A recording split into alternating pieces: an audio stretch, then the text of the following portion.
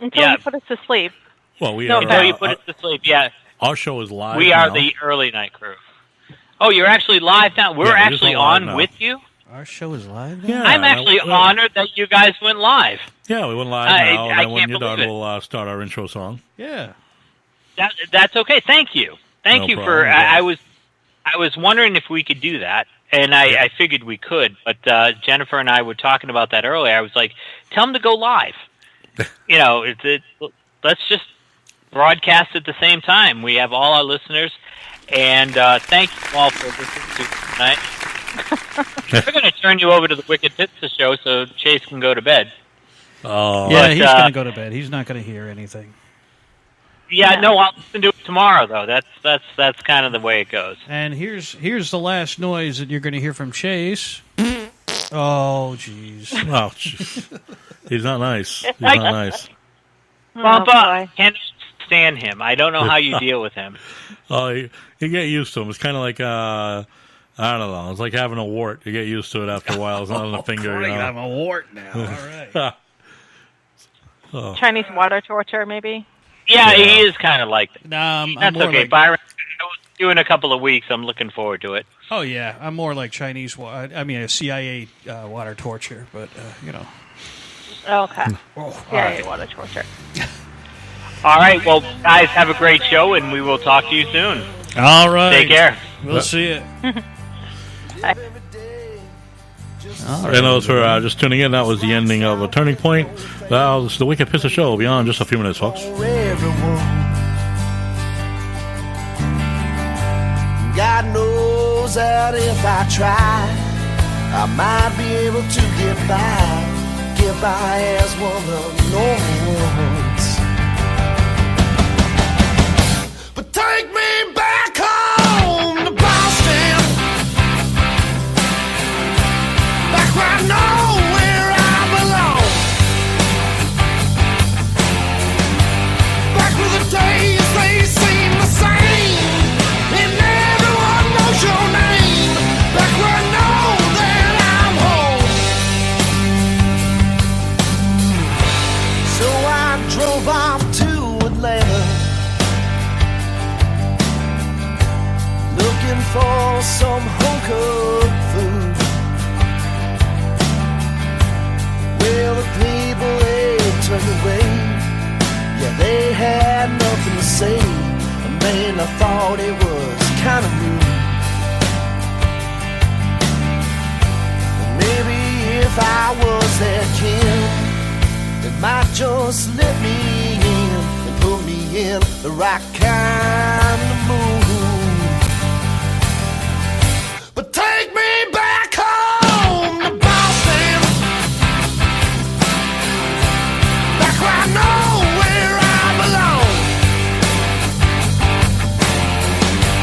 back where the days they seem the same, and everyone knows your name, back where I know that I'm home.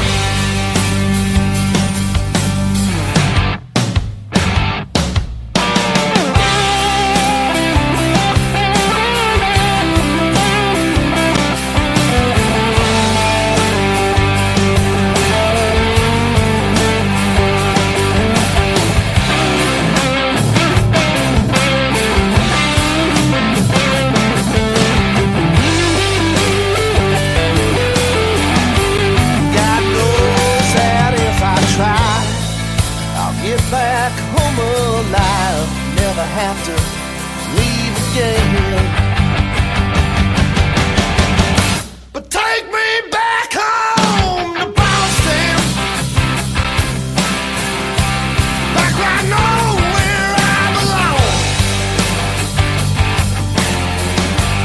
back where the days they seem the same, and everyone knows your name, back where I know that I'm home. Bring me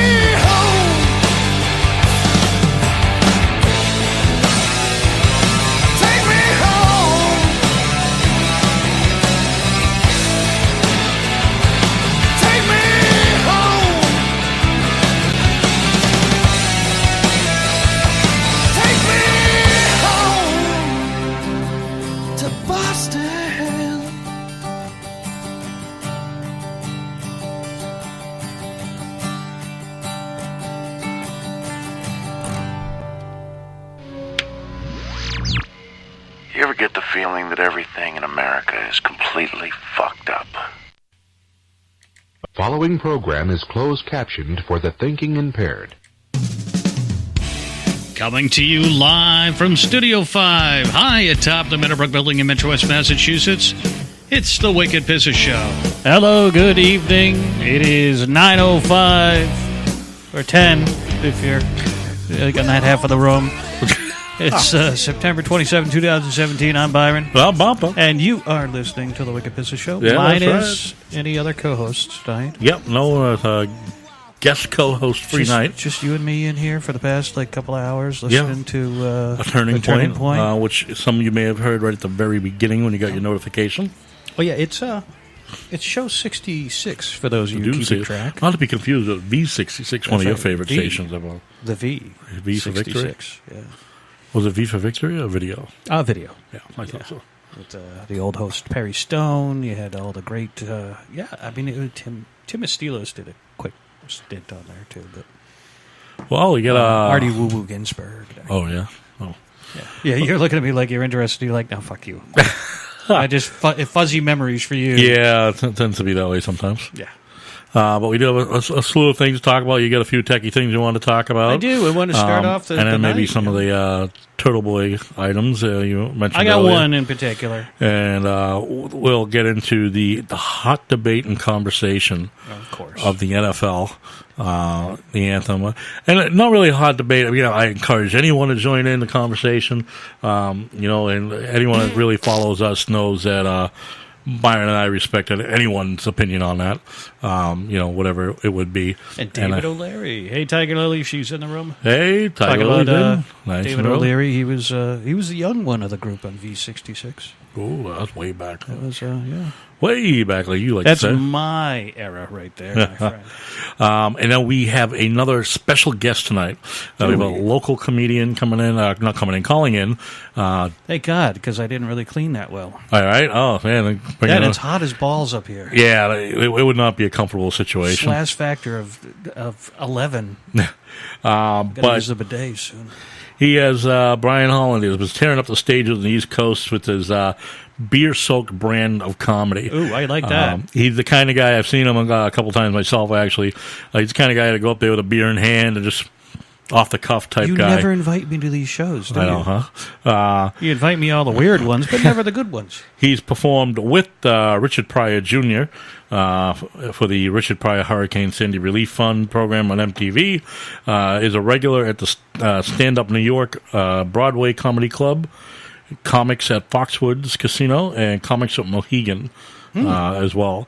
So he's going to call us in a little bit. And somebody's calling. Somebody just couldn't wait. But that's okay. Hey, you're on the Wicked Pisser Show. Good evening. Who is this? Hey, what's going on, gentlemen? Hey, how's it going? Hey. Can you hear me okay? Oh, yeah. Who is this? Hey, I say stand for the anthem or suck my sock.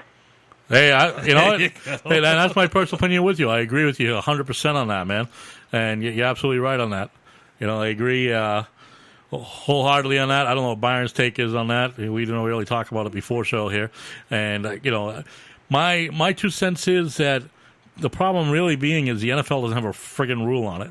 So that's why, and they're all afraid, the owners in the league are all afraid to step up and make a friggin' rule for it. That's because they're all elite. If you think about it, all the people that are butthurt right now are left-wing elites that are making millions of dollars.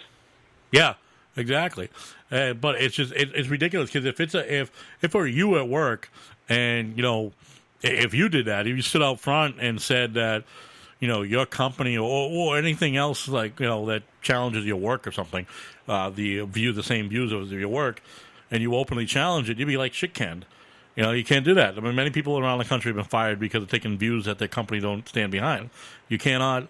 You can't challenge that, but they don't have, they have rules in place. Like a lot of companies have social media rules, and you can't go posting online about, something pretty, whatever, gruesome. Not if you play for the NFL. Right, exactly, I know, but because they don't make there's no rule on it. There is a rule, but they're not enforcing it. Wait That's a the minute, thing. they never enforced the domestic violence laws either. Well, with that's the it, and NFL right, and then either. it goes right back to all of that. Well, everyone, and now that's one thing I do take a problem with is that while many of us are upset that they won't take a stand during the anthem, but at the same time, nobody protests the fact that they let Vic back to work after being convicted of serving time for animal abuse, or others that have been done time for drunk driving, domestic violence, whatever it would be. Fantastic point. So, there's a problem. The league itself cannot. They got a shit standard of conduct, in my opinion. There's no standard of conduct, and for player conduct, I mean, you get more punishment for fucking spiking a ball too hard and on the field during a game than you do any of these other things outside the game. If you get arrested for something, the NFL may or may not take action against you. If you celebrate on a touchdown too long, you get fined. Yeah. I mean, where does that go? Well, I I mean, feel like we're in the matrix of sports. Yeah, exactly. You see these things and different opinions, but like nothing fucking makes sense. Well, I think it comes from generation outrage, where they all have something that they want to say, and then they go about it, and we just sit here. We're like, "What the fuck are you people doing? I mean, who the fuck are you?" It's rich, overpaid babies who are out there. As long as they do what they're supposed to do on the field, I don't care what you want in your personal life. Yeah. Who gives a rat's ass? You're out there performing. You're supposed to be looked up to by the youth of America. And that's where I kind of and the world in some cases. But that's where I kind of get a little pissy about everyone's stance now. I'm not going to follow the NFL. I'm not going to do this anymore. I'm boycotting, blah, blah, blah. You're boycotting because they won't stand for the national anthem, but you won't boycott when they beat their wives, they beat dogs, or they do anything else. You won't boycott the team for that. But you'll boycott the team for someone who is basically not following the rules, but at the same time, the teams in the NFL don't enforce the rule. So, I mean, it basically, to me, that's no rule. If they're not going to do anything about it, there's no rule. The NFL and the teams need a rule and need an owner to say, "Hey, you stand." I don't expect you to freaking salute, put your hand in your heart. You don't have to do that. I just expect you to stand. Stand for the flag. That's it. You can, look at all the birds or whatever you want. Just stand. And the owner is not telling the guy how to take. I'm trying not to go too crazy on a patriotic part, but I'm not going to lose it. Just keep on looking at my mic. I know, right? Just keep on looking well, at yeah, my your mic. red, white, and blue flag, Mike. But I love it. you know what I'm saying, right? Is that it's just until the owners have the balls to say something, it's not going to change. And then some of the owners, and like Roger Goodell, say, "Oh well, they support the players for their they find it as a boycott against Trump." As far as protest against Trump. That's what word I was looking for. The protest against Trump. You know what? Protest against Trump, whatever. That's fine. But you know what? That has nothing to do with football game and the whole national anthem. The national anthem is not a time to protest your country, protest your president, whatever, protest police, whatever it is. The flag and the national anthem, stand for our freedom, our liberties, and the men and women that fought for this country.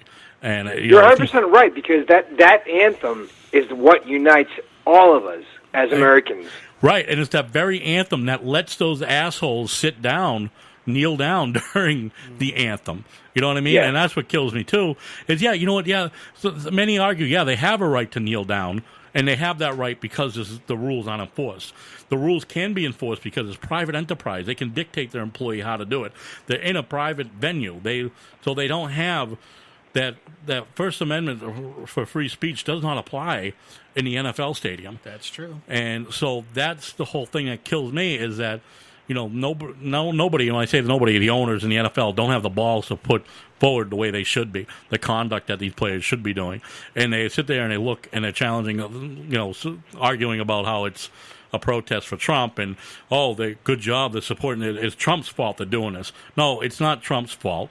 It's the NFL's fault, the NFL owners' fault for not standing up for the rules that they already have in place and the expectations of their players. Just like when their players get arrested or commit a crime, there's no enforcement, there's no punishment. You know what? You get arrested for OUI, boom, you're off the team for at least a year. Second OUI, you're out of the fucking NFL. None of this bullshit. Get over and over. That's what they need to, but there's nothing from the NFL on that. Big Diesel's out there. We need to support those protesters. I will help them pack to get the fuck out. Right? And again, protesters, that's okay. Well There's said. a time and a place for it. So, Well said, guys. Thanks for taking my call tonight. Thanks for calling, man. Thanks for calling in, man. Hey, All guys. right. Started off the night with a running start. Yeah, no, he kicked it just the ball the way I wanted to go, really. On that one. And it's just, that is my stance. Is everyone will argue the players should stand this and that. And they're 100% right. Like, coming from, your own internal respect for the flag, your own upbringing and whatnot, you should stand for the flag.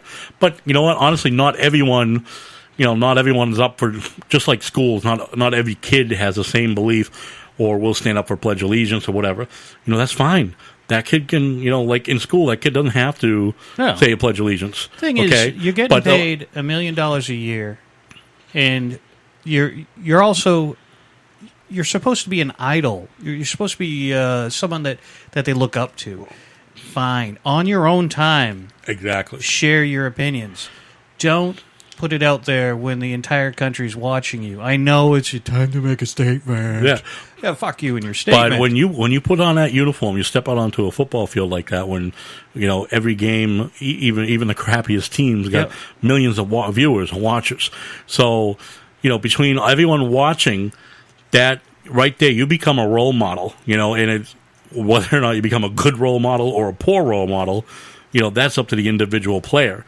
But the NFL and the owners have the power to make the guidelines of those role models. They do. They're never going to do it. The expectations, right? But and just like I said, code of conduct, and like I say, player conduct.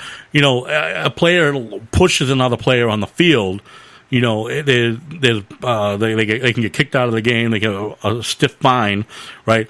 But if I'm a player and you're a player, right, or you're on the other team, but we meet up at a bar or something, and I say, "Hey, Dolphins guy, fucking punch you in the face," right? I get arrested. Maybe charges get dismissed later. Nothing happens. Yeah. Okay. Nothing happens, right? But if it was on the field and I just bumped your helmet, $5,000 penalty. Well, yeah, 10,000, something like that. Or you sit and you celebrate too long once you spike that ball.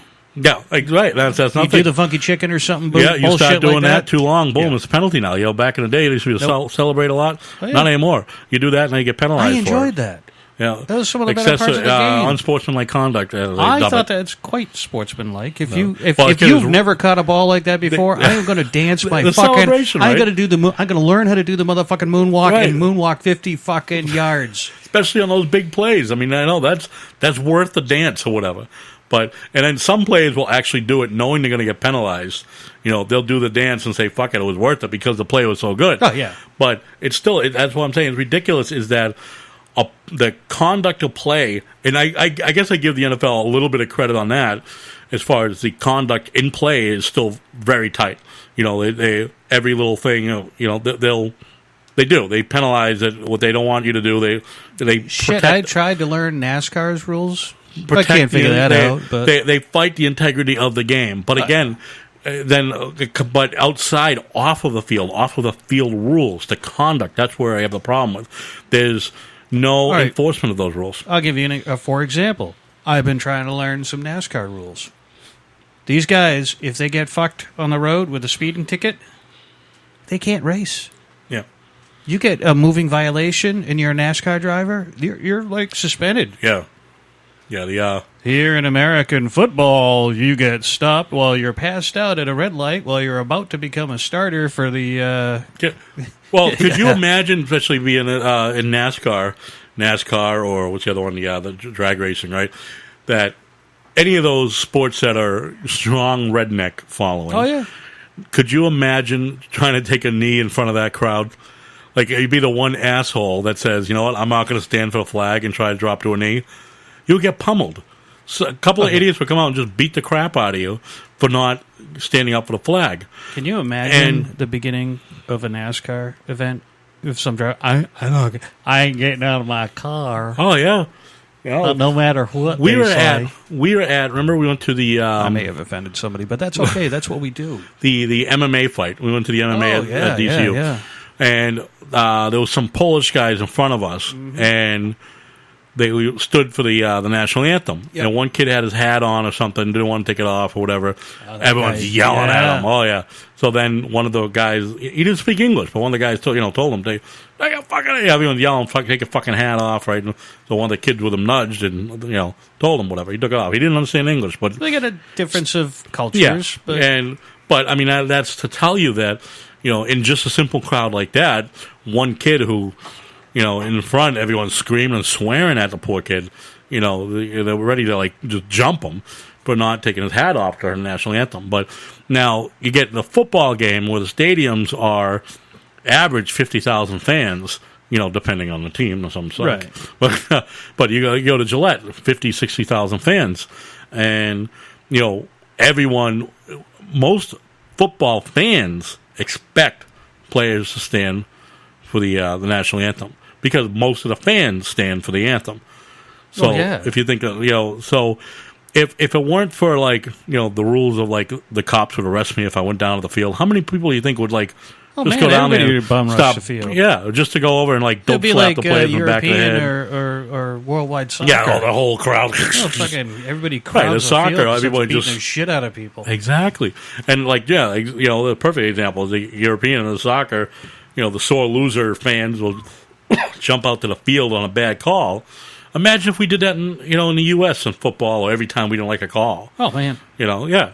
Well, it would be like high school football when the parents go out in the field. So, but again, that comes back to also that as pissy as many people get, we realize that that's also their freedom of choice, and own liberty to not have to stand. And I do understand that, and I respect it. That in general public, it is your right not to have to stand. Sure. If you want to kneel down, you can. I mean, that's the beauty of America, freedom of choice and all that. But the NFL in the stadium, it's a private venue. Okay? If you're told to fucking stand, you stand. The problem being is the teams are not telling them to stand. And then a few teams that did early on, like San Francisco, it all started with Colin Kaepernick. Right, when he first did it, even the team owners took a strong stance that you stand for the flag. But that's since faded. Nobody's got the balls to hold it to the players, because I'm sure the players' unions are fighting it too. Well, yeah. Let it go. We have this. We have a right to. No, you don't have a right to exercise that, because this is a private employer. I have, X code of conduct I want my players to be part of. And this is not a player, a representative of this team. Am I correct in assuming that some of the Patriots took a knee during this recent? I didn't see the game. Yeah, I was at work. I was stuck at work. I was exhausted, and when I got up to go into work later on at night, them booths won't clean themselves. But I think that I saw some Patriots taking a knee. And I really, really, really thought that the Patriots would be bigger than that. Yeah. They got a name. And they got a name called the Patriots. Yeah.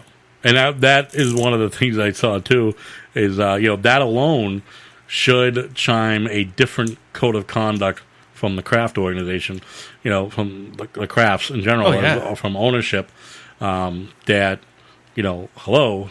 why would you not stand for, I don't know, the fucking team's logo, basically? And they don't. And that's it's true. NFL, late night, Mr. Ed is commenting here. Late night says, or Ed, says, NFL regulates almost everything about these people. Curfew, what they wear in a press conference, what headphones can be seen in. Was it one of the guys on the Patriots got written up because he had Beats headphones, because Bose is the supplier. Yep. And these guys are not the kind of guys like me who, I'm happy I have a set of Beats headphones because they came with a whole phone of mine. Otherwise, and I hold on to these suckers. Kmart Blue Light Special ones. Yeah. I got skull candy for the rest of my life, But yeah, exactly. And that's what fucking blows my mind, is that all these other rules, as minor like that, as stupid as some sound, these guys get suspended or penalized big money, but for not standing for our own flag, our national anthem. They don't. Nobody's asking them to sing. Nobody's saying a salute. Nothing. Just stand up. All right. I don't care. I mean, and honestly, I wouldn't even care if they turned around. All right. They put the backs. That's better than kneeling. Yeah. You're standing up. Maybe he's looking at the crowd. Whatever. It looks better than go fuck yourself. Yeah. And I think that's where a lot of it is disappointing. Megan said Bob Kraft supported his team, and yeah, exactly. There goes that another one, and that's another problem. Is some of the owners have taken sides with the political stance against Trump or whatever the argument of that particular day of this week is. Yeah. Before it was police brutality. Now it's Trump. I'm sure another day it'll be matter. Then it means it's college lunch isn't hot enough. Exactly. So that my underwear is too tight. The national anthem is, for starters, I don't think it makes any statement. At least it doesn't make a positive statement whatsoever. It makes a negative statement. Yeah. Whoever's to me, it shows those protesters. And I'm saying protesters here, that their protest to me is shit. It means nothing because they just ruined their own credibility. And, they have absolutely no respect for the flag and what this country stands for. And some will argue that's not what they mean by kneeling, and I understand that, but unfortunately from the outside, that's what it looks like. From the outside, that's what it looks like. They have no respect for this country. Those very rights are what allow them to take the positions they take, protest, everything. And apparently what really matters? Yeah. Diesel power. Diesel power. Is that by 8-cylinder Wang or what do we call that? He's probably got a 16-cylinder. A 16 Wang cylinder vehicle, right? And 16 Wang He vehicle. doesn't need a pull chain to start that bad, Larry. Oh, that was bad. So we're going to give our friend a call. All right, so apparently we'll be on the phone with our guest online tonight. Oh. So again, show number 66. Can you believe it? 62, yeah. Bump is ciphering over there. He's... I'm trying to... Yeah, Bobby, put that down. You don't know where that's been. Good Lord, I tell you, never ever touch that again. All right, well, while he does that... there you go. Oh, hey, I can hear by that, too. Again, this is calling for Brian Holland. He's a comedian, and he's East Coast, up and down. Like I said, his beer-soaked brand of comedy. He's performed with Richard Pryor Jr. For the Hurricane Sandy Relief Fund on MTV, and a regular stand-up in New York Broadway Comedy Club, comics at Foxwood Casino, and comics at Mohegan Sun Casino. And I don't know, maybe I'm supposed to give him a heads up. You're calling at 9:30. I don't know, maybe. So let's hope he doesn't have. Oh, he might be clearing his voice with a beer. He's just doing that. You've reached Brian Holland and Holland Hardwood Floors. Oh, okay. Oh, let's see. Well, I need another beer anyways. Oh, let's see now. Hold on. Sorry about that, folks. It was scheduled at 9:30, and double check with him. And we're actually running more on schedule. Yeah. When we have a later show. Well, it is a shorter show. Yeah, so, but it's a later show. It's a later show and a shorter show. So who we got out there? Megan. Hey, Jen, what's up? I think we pissed off Megan, though. Oh. Steve just went to bed in protest. Yeah. He didn't just take a knee. He went all the way down onto his ass. Let's see. What else we got? All right. Beer. That's right. And, of course, never to be one to let the crowd down. There we go. Yeah. Drinking tonight is Bud Light Lime. Because I couldn't drink all 12 on Monday. All right, just going to send him our number, 774-314-7044. All right, well, in the meantime, I can go with local news. Go. It's in Connecticut, actually. Let's see. Now, I'm getting this one from Turtle Boy News. And the headline on this one is Spanky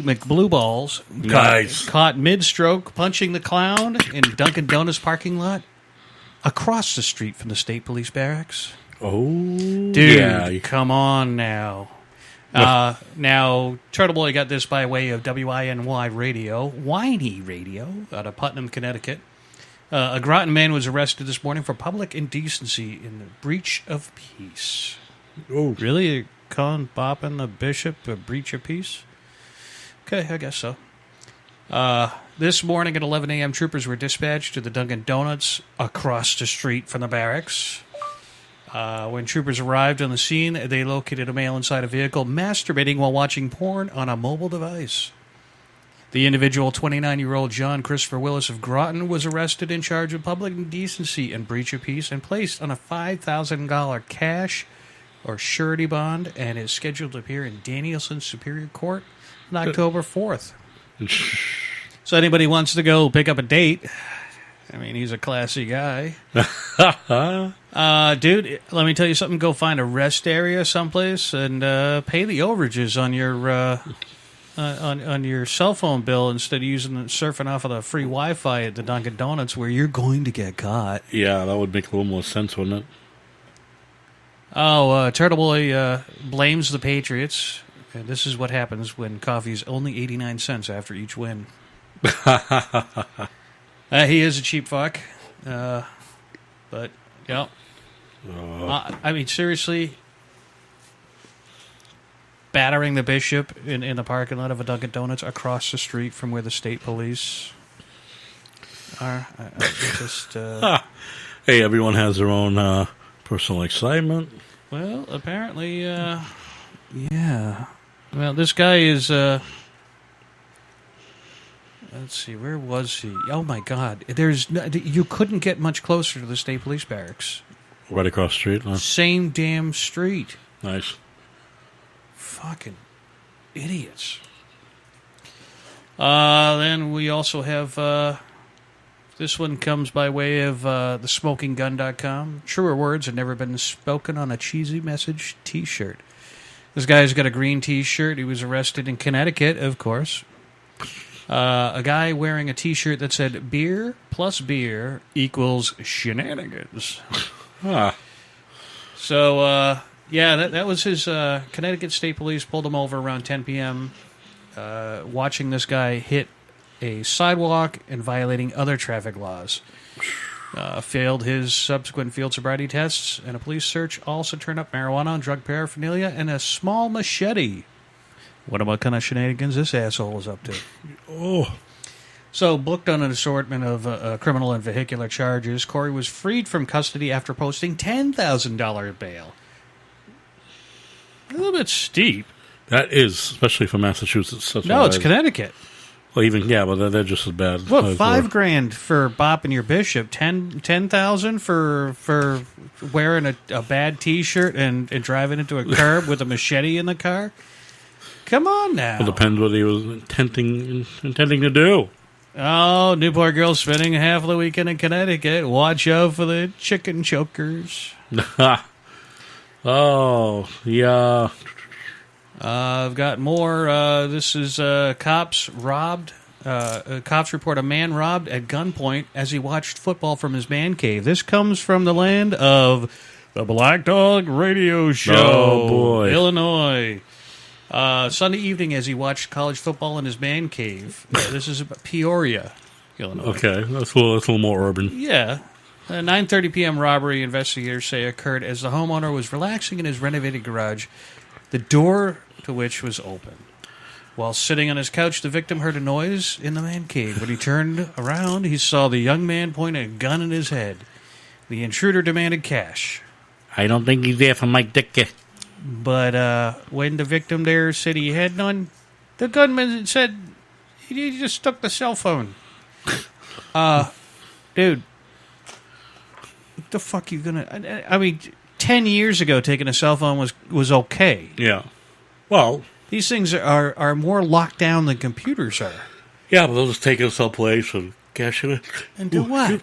Oh, yeah, sell it at the kiosk at the mall or something like that? And you're supposed to, I guess, you show scan an ID or something. Although yeah, all these assholes have a stolen found one or all something, the... yeah, you're right. So, you'll come up, the feds will come to you, hey, you sold 30 stolen phones. Like, you'd be like, no, I didn't. Well, this you showed. Well, it's not me.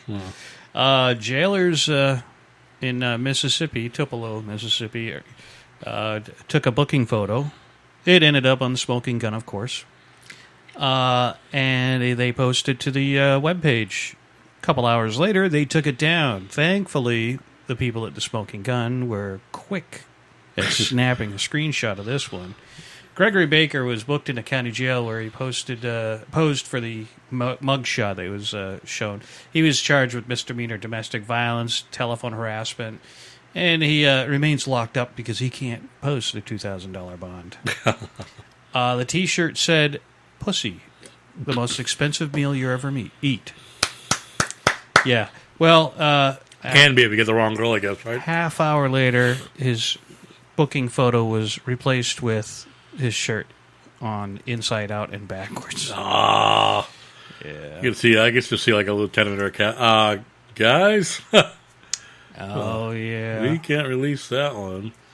All right. Well, and finally, cops in Louisiana. A lot of stuff happens in Louisiana, too.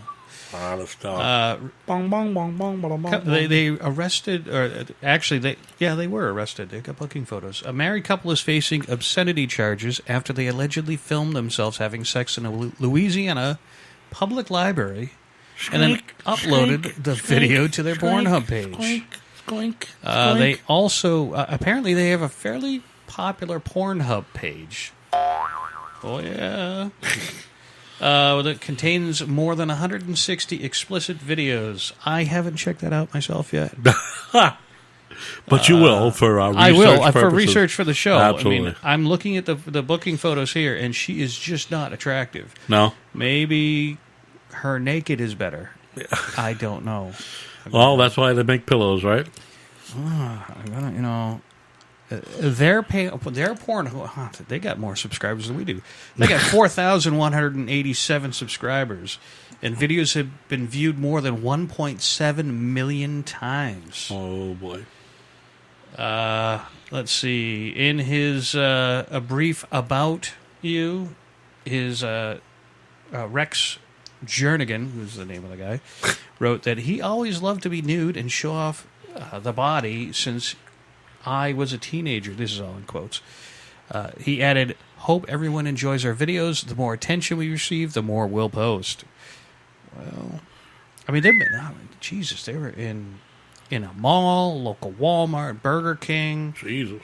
Yeah, they were really going at it. But yeah, so.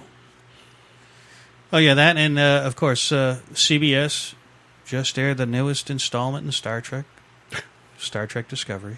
Oh boy. It's pretty good. I'm trying to remember who was in it. Who's I don't think there's anybody in it. No? There's nobody famous in it. It's all. Oh, that can't be right. No way. There's nobody in it. Oh. At least nobody that I recognized. I thought, It takes place about 100 years before Kirk and Spock. Yeah, it does. And it takes place about 200 years after Star Trek Discovery? Star Trek Enterprise. Discovery, right? No. Discovery, yeah. And it's supposed to adhere to the central canon, the original. Yeah. It doesn't. It goes right along with J.J. Abrams' canon.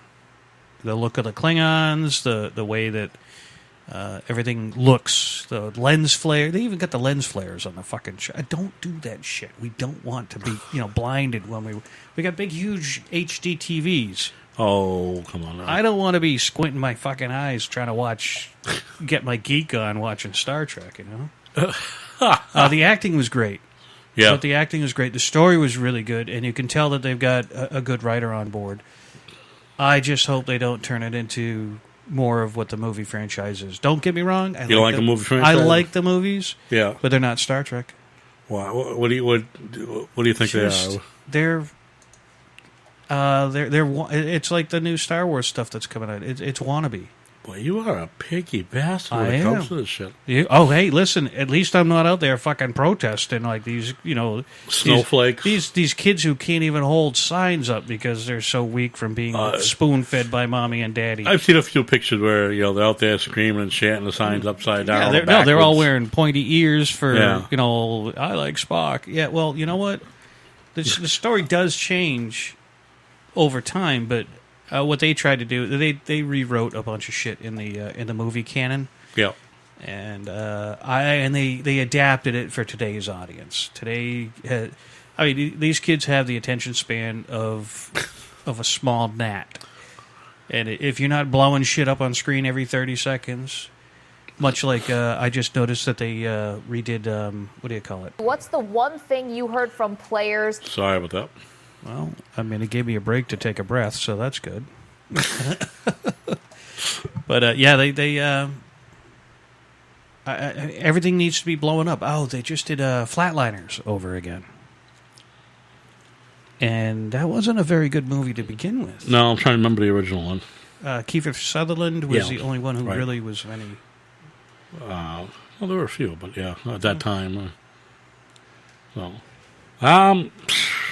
He's not answering, huh? No, I don't know if he left us hanging or what. It may have gone up on stage. Oh, shit. Close it off. Yeah. Yeah, I honestly don't know where he was tonight. He may very well, he could be right. He might have gone up on stage. So, it is 9:30, and I'm anyway, sure in New York, I believe he was in New York, and, they're constantly doing, so he might have went up. Someone could have bombed on stage, and he's the cleanup act. Well, I got one more story, though. Keep going, man. All right. So this is from September 8th from The Smoking Gun. A female drug suspect who is 20 years old was found in jail with a loaded handgun in a body cavity. Nice. Yeah. Ouch. A woman being booked into an Illinois jail. Here we go again in the Midwest. One of those little, what's it, Dillinger? Oh, no. You are not. You know what kind of gun this is. I want one of these guns. Not that particular one. But I want one of those. It's an expensive gun. So during a strip search of the subject, they found her with that tucked up with a vajayjay. So Amika Witt, 20 years old, and a male acquaintance were arrested early Thursday morning after their car was stopped for speeding on Interstate 55, just north of Bloomington. A police way out there, huh? That's right. That's right there in Interstate 55, there by Bloomington. A police search of the vehicle and its occupants turned up heroin and ecstasy. Oh. Who knew? She couldn't stuff all that stuff up there, huh? Witt, whose booking photo is on the Smoking Gun, looks pretty rough, was transported to McLean County Jail, where the intake process included a strip search. During the search of her, a female jailer recovered a loaded Kimber .380 caliber. Ooh. Yeah, that's no small That's gun. magic. That's a good-sized handgun. I want one of those because they're comfortable to the hand. I'm sure not so comfortable in the JJ. Well, I can't imagine it being yeah, the JJ. the JJ. And it was fully loaded with a round chambered. Yeah.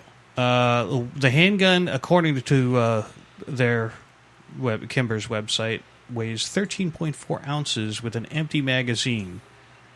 Is 5.6 inches long. That's no small feat. No. That's a big piece of hardware she's jamming up there. Gotta wonder why she didn't just jam the rest of the drugs up there. They never would have found them. I mean, that's a good point. I don't have an echo ready, but again, the bad planning. You like you said, if you could have planned a little better on that. Well, but I mean, if she had coughed, she could have set off a. Let's hope the thing wasn't cocked. I said cock. Oh, boy. Yeah. Hey, Megan says Julia Roberts is right. Julia Roberts was in Flatliners.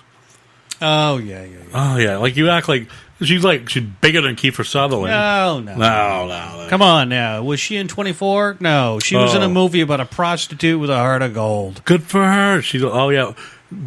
Too bad she's only in movies where that make millions of dollars opposed to she should have been in television. Whatever. Hey, TV is the new movie, man. One of the topics that I've talked about all the time are teachers.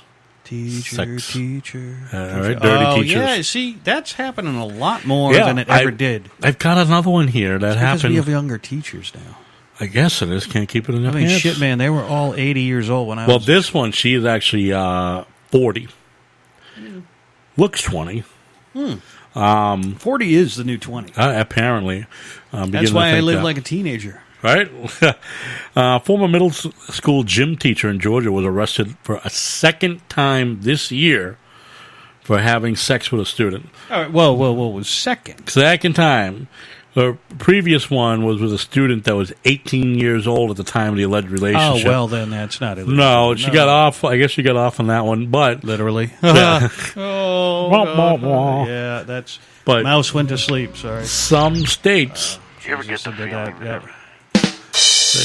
Some states have just a simple law against, teacher-student conduct for that particular reason, so that there's no exception. Oh, they're 18 years old. No, they're still a student. You still have an influence over that student. However, so that apparently didn't pan out, or either that didn't pan out, or was still, trial still pending. They didn't really follow up with that second case, so this is more or less conversation on the... Do they go into the class that she teaches? So, right? Phys ed? Derek, they just... I know that Chase got a piece of the phys ed teacher. Oh, this is our caller here. All right. And this will be our comedian, Brian Holland. Brian, this is Bumpo with the Wicked Picture Show. With Byron, what's going on, man? Hey, what's up, man? Hey, how's it going, buddy? Good. How are you? I'm doing well. Oh, I gave our friends a full fill-in of your bio. So what are you doing right now? What's your plans? I'm actually going to be at Mohegan Sun on October 5th at Comics Comedy Club. Oh, nice. Yeah. Still traveling a lot now? You spend most of your time in New York now, or? I do a lot of shows in New York. I travel a lot. Hopefully, not too far. I have to as far as money goes, but I don't like hotel rooms. Yeah. Hey, it gets lonely after a while. I'll be on the road and. Well, my Irish, I was raised to be afraid of leprechauns, and when I go in hotel rooms, little soaps and little shampoos, and it scares the hell out of me. So. Oh, nice. Oh, yeah, I explained to our listeners a little while ago. I've seen you perform, too, and you got your own little style. Can you kind of explain your style to us, or how you came up with it? Well, I drink a lot of beer, according to the 3rd District Court. Out in Dedham, yeah. But I guess that's, I'm pretty self-deprecating. So I don't pick on other people. So people can laugh at someone laughs at themselves. Yeah. And that's really what's important in life. You have to laugh at yourself. Yeah. You can't just laugh at other people and think that's funny. You laugh at yourself. Yeah. I that's what I do. I laugh at myself. And you do a good job of that, man. I've seen you. I've also watched some of your videos as well. And you do a good job picking on yourself. Thank you. No Jesus, that's what I do for a living, for Christ's sake. Oh, you might be a star too. You haven't released it yet. I just can't think of the funny shit, the leprechaun shit. It is kind of unnerving if you think about it. Yeah, it is. That's scary shit. Yeah. You got to be a special kind of person. Little Irish kid, So now, Brian, how long have you been doing comedy now? 6.5 years. And, what was your main reason getting into it in the first place? You know what? I think Rich Pryor was my biggest influence, which is ironic because I met his son and worked with them for the Hurricane Sandy Relief Fund program. It's still at MTV. But, super nice guy. and Nice. I got a chance to sit and talk with him for a while, and we still keep in contact on a regular basis. And I think it was Rich Pryor was actually my main motivation because he was the king of comedy. Yeah. And did you have any, starting off, how was your stage fright at first? Did it take you a little while to break in, or? You know what? Pretty good of you. Any comedian that tells you they don't get stage fright, just when the name gets announced, the whole fight or flight response kicks in, and you really want, run to the stage and run out the door. So every comedian gets that. Once you get up on stage, you get the round of applause, and it all goes away. Yeah. But everything goes, no matter how many times I've performed, hundreds of times, and you still get that. You still get that, but it's okay, You just kept there, you start telling jokes, and throw back a few beers to calm the nerves Jesus, down, right? I'd have to be scraped off the stage by the end of my set. Holy shit. You get up in front of someone. I can talk to somebody over, I'm looking at Bumper right now across from me. His ugly mug is over there. I got a screen over here. And our listeners, who we know many of them, and then others who just jump in. Like earlier tonight, we got a call from, I don't know who, but he was a good caller. Yeah. And I don't get nervous with that. But I wish I was there for that call. Oh, man. Well, we got a call where we started off, the topic was about the NFL players taking a knee and all that. And I don't do too much political stuff unless I'm opposed to a stick. I try. If I get poked with a stick, I'll do it. Yeah, I try to stay away from the political stuff, but we do dip into it. We dip into it, but at the same time, I respect everyone's opinion. My biggest argument in this was really that the NFL and the team owners failed to do something. Because those players take a knee because they can, because the NFL and the players aren't saying they can't. It's a private company. It's a private company, private enterprise. The boss can tell them you need to stand, and if you don't, you're suspended, fired, whatever. That's where the controversy comes in for me, is because they work for a company and they should be obligated to do what they have to do for the company. But as a veteran, because I was in the Army, and they can do what the hell they want. Right. And you know what else happened at the stadium when those guys were on their knees? If someone's in the bathroom taking a shit too. There might be a total patriot, you know what I mean, and love the United States, but they had to poop. They had to poop, you know what I mean? Dump, yeah. I did. But someone's doing that, so it's all you think. Little stuff like that doesn't bother me too much, Yeah. I do admit I did stand up once while taking a shit and I heard the national anthem. It wasn't good. Yeah. It's a damn good thing I had a bidet. You can't stand up while you're taking a shit, right? I mean, not you can, right? but there's all over your leg, back of your legs. Hours of cleaning afterwards. Brian, we were fortunate enough. We had, I don't know if you heard, saw my post, but we had Tommy Savage on last week, a week before last. The comedian, and he's in Vegas, New York, all the whole circuit and whatnot, and he was great. He was very nice to have, and funny bastard. Yeah, and so opposed to me. Well, I need to. He was great as opposed to you, Brian. I'm just kidding. Hey, but man, brother, you came right to mind, so I'm like, he was really nice, and you're kind of a dick, Brian. You came to mind. I had asked you about this before. I brought this up before. And, it's is this PG rated? Because I need to know. Oh, fuck no. Yeah, I'm half in the bag already. Fuck so. no. That's why we do a podcast. We don't want to have to deal with any of the FCC rules or anything like that. Fuck the FCC. Yeah. And, people can replay it and download it, and it kind of works a little better that way. But no, what are your do you have any upcoming show plans? What you got going on? Well, you just got Mohegan. I'm like I said, I'm going to be at Mohegan Sun at Comics on October 5th, and I'm going to be at Jay Anthony's in Auburn on November 11th. Oh yeah. And okay. I love their bar there. Are you going to go there for that? That'd be awesome to see you guys there. The 11th. Both you guys are my buddies, You guys are awesome. I'll so take. It'd be great to see you guys there. It's take actually a benefit show at Jay Anthony's, and it's for a family that first the husband died, and then they had a house fire. They lost the house. The wife. Yeah, I heard about this family. You heard about that? Yeah, it was the Greg Hill Foundation. They donated quite a few dollars to them a while back. Yeah, we had a comedy show to help raise money for the family. Sweet. Seemed like a total double whammy. You know, he died from cancer, or whatever, and then they had a house fire and lost the house. Like horrible. I lost my house when I was 15 from the house fire, so I'm very sensitive to that. And I actually did any benefit shows I could possibly do. I do. Nice. Yeah. So excellent. But it doesn't make me a nice guy. So you got anybody listening to this? I'm not a nice person. Oh, yeah. That balances everything out, right? I just want, I don't want any misconceptions here. I am a nice guy. No, I'm not. Yeah, Brian Holland. Brian, do you have it? Is there a Facebook page, or do you just use a personal page? I don't know. I post everything on my. Everybody, feel free to add me on Facebook, Brian Holland. You can Google comedian Brian Holland and get a link to my Facebook page.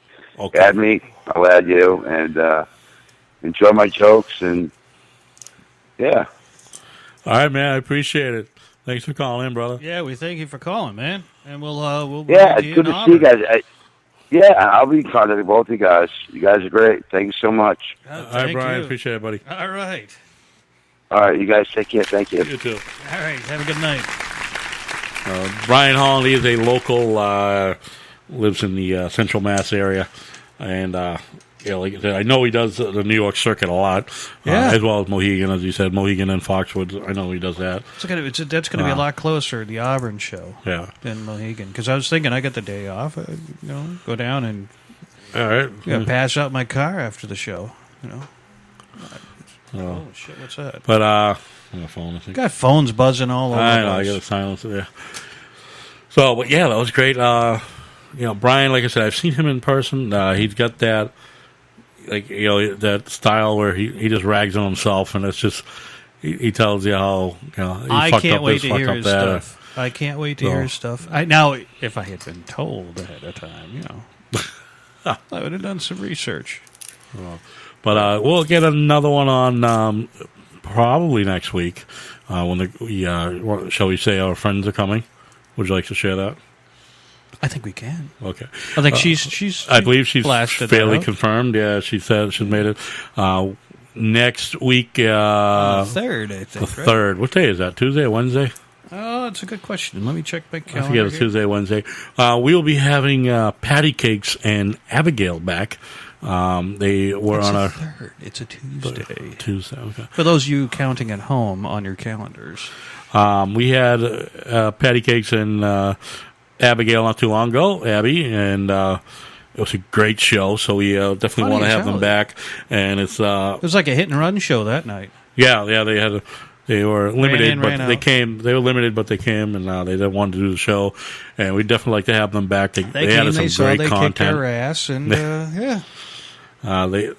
they added some great content. So we have them back. It's also going to be it's Patty Cake's. We'll say it's her birthday show. So I could have vacuumed. It's the night before her birthday, I guess. Her birthday's the day after, I believe. So we'll have her and Abby here. So we'll have two guest co-hosts, two females with the group. Not sure on the topics yet. We are still in the works for, I want to share this because everyone's going to get excited. I know Byron's excited. We are working on having hosting, or I don't know if we're hosting, but we'll be broadcasting live from a sex toy party. All right. Oh. A sex toy party. We have a woman who does these sex toy party things. And originally I was going to have her come in, kind of explain the wares and the sales and all that, type thing. You're not going to have any waxing going on, right? Yeah. Probably not. That's another show, though. I'm still waiting for someone to call it the Bikini Wax Party. But anyway, the sex toy party, that's going to be good. We've got to get a good a group of girls to join us. I'd like to get quite a few, not too many, but we'll get a select group, so that way we have the proper input. I want it to be like a legitimate sex toy party, and we're just going to be, the hosts, the perverted hosts, somewhat. I mean, like. I think I'm looking at it more like we're just going to go with the sweaty, palm-licking, drooling hosts. You're making it gross. You're making it gross. I am. No, we'll let it's more fun that way. We'll let the hostess, the party hostess, do her thing. Oh, sure. We would be more like interviewing people as it goes. As it goes, waiting for the response when she pulls out the newest toy or gadget, whatever. And so, what do you think about that wang? Right? Just what the girl's going to say alone is going to be hilarious. Where the hell do you plan to put that? Things like that. That'll be good. But yeah, we will be having a sex toy show sometime in the very near future. I think our biggest concern is where are we going to host it. So we got to find a public place so we don't get. That was one of my concerns. Yeah, I want to put it somewhere like that, somewhere not here, because you don't have the parking for it anyway. There's not enough parking out there for stadium for 10 seating people. only. Yeah. It'll be standing room only for 10 people to show up. You wouldn't be able to do that. I want to show up for it. Oh crap! So if someone has an idea where we can host, someone has a space where we could host this party, that would be great. Whether it be your house or if you know a bar that's got a small private function room and good Wi-Fi. Good Wi-Fi, yeah, we definitely need Wi-Fi. So we'll be looking for support in that area. But I just want to bring that up. Support as in like no. Leave my balls alone. Put your hand down, son. Don't cup it. So going back to my story before Brian called, that teacher Shawnetta Reese, her second arrest. This time she was sexually involved with a 15-year-old student. Oh, going. So she's going backwards. Now she's actually cradle robbing as opposed to just. So she was booked again on trust fund robbing. Sex assault by persons with supervisory or disciplinary authority. So that's in Georgia. It sounds like a fetish on FetLife. Right? So I don't know. It's got to be. Yeah, I'm sure you would look it up, right? I mean, on FetLife, there's got to be a category.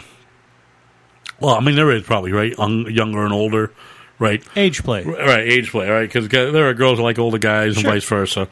Guys like older women and all that. So, but again, at what point is the threshold? I mean, dude, that's just. I mean, why are you gonna go back to a 15-year-old to get your tickles? You know what I mean? So I don't get it. Now we're not. I mean, there aren't that many guys that are. And this teacher. I mean, I look at the picture here, and I'll post a link to it. Put a link on it there. I'm gonna put it right on our Facebook page, and you tell me. I'm gonna go on the Facebook. Yep. Let me get to the Wikipedia page. Hold on a second while he does this, okay? Yes. Well, see, I'm on top of it tonight. Yeah. I want you to take a look at that and tell me what you think of that teacher. And come on, post. All right. So. And I'm going to click on the page.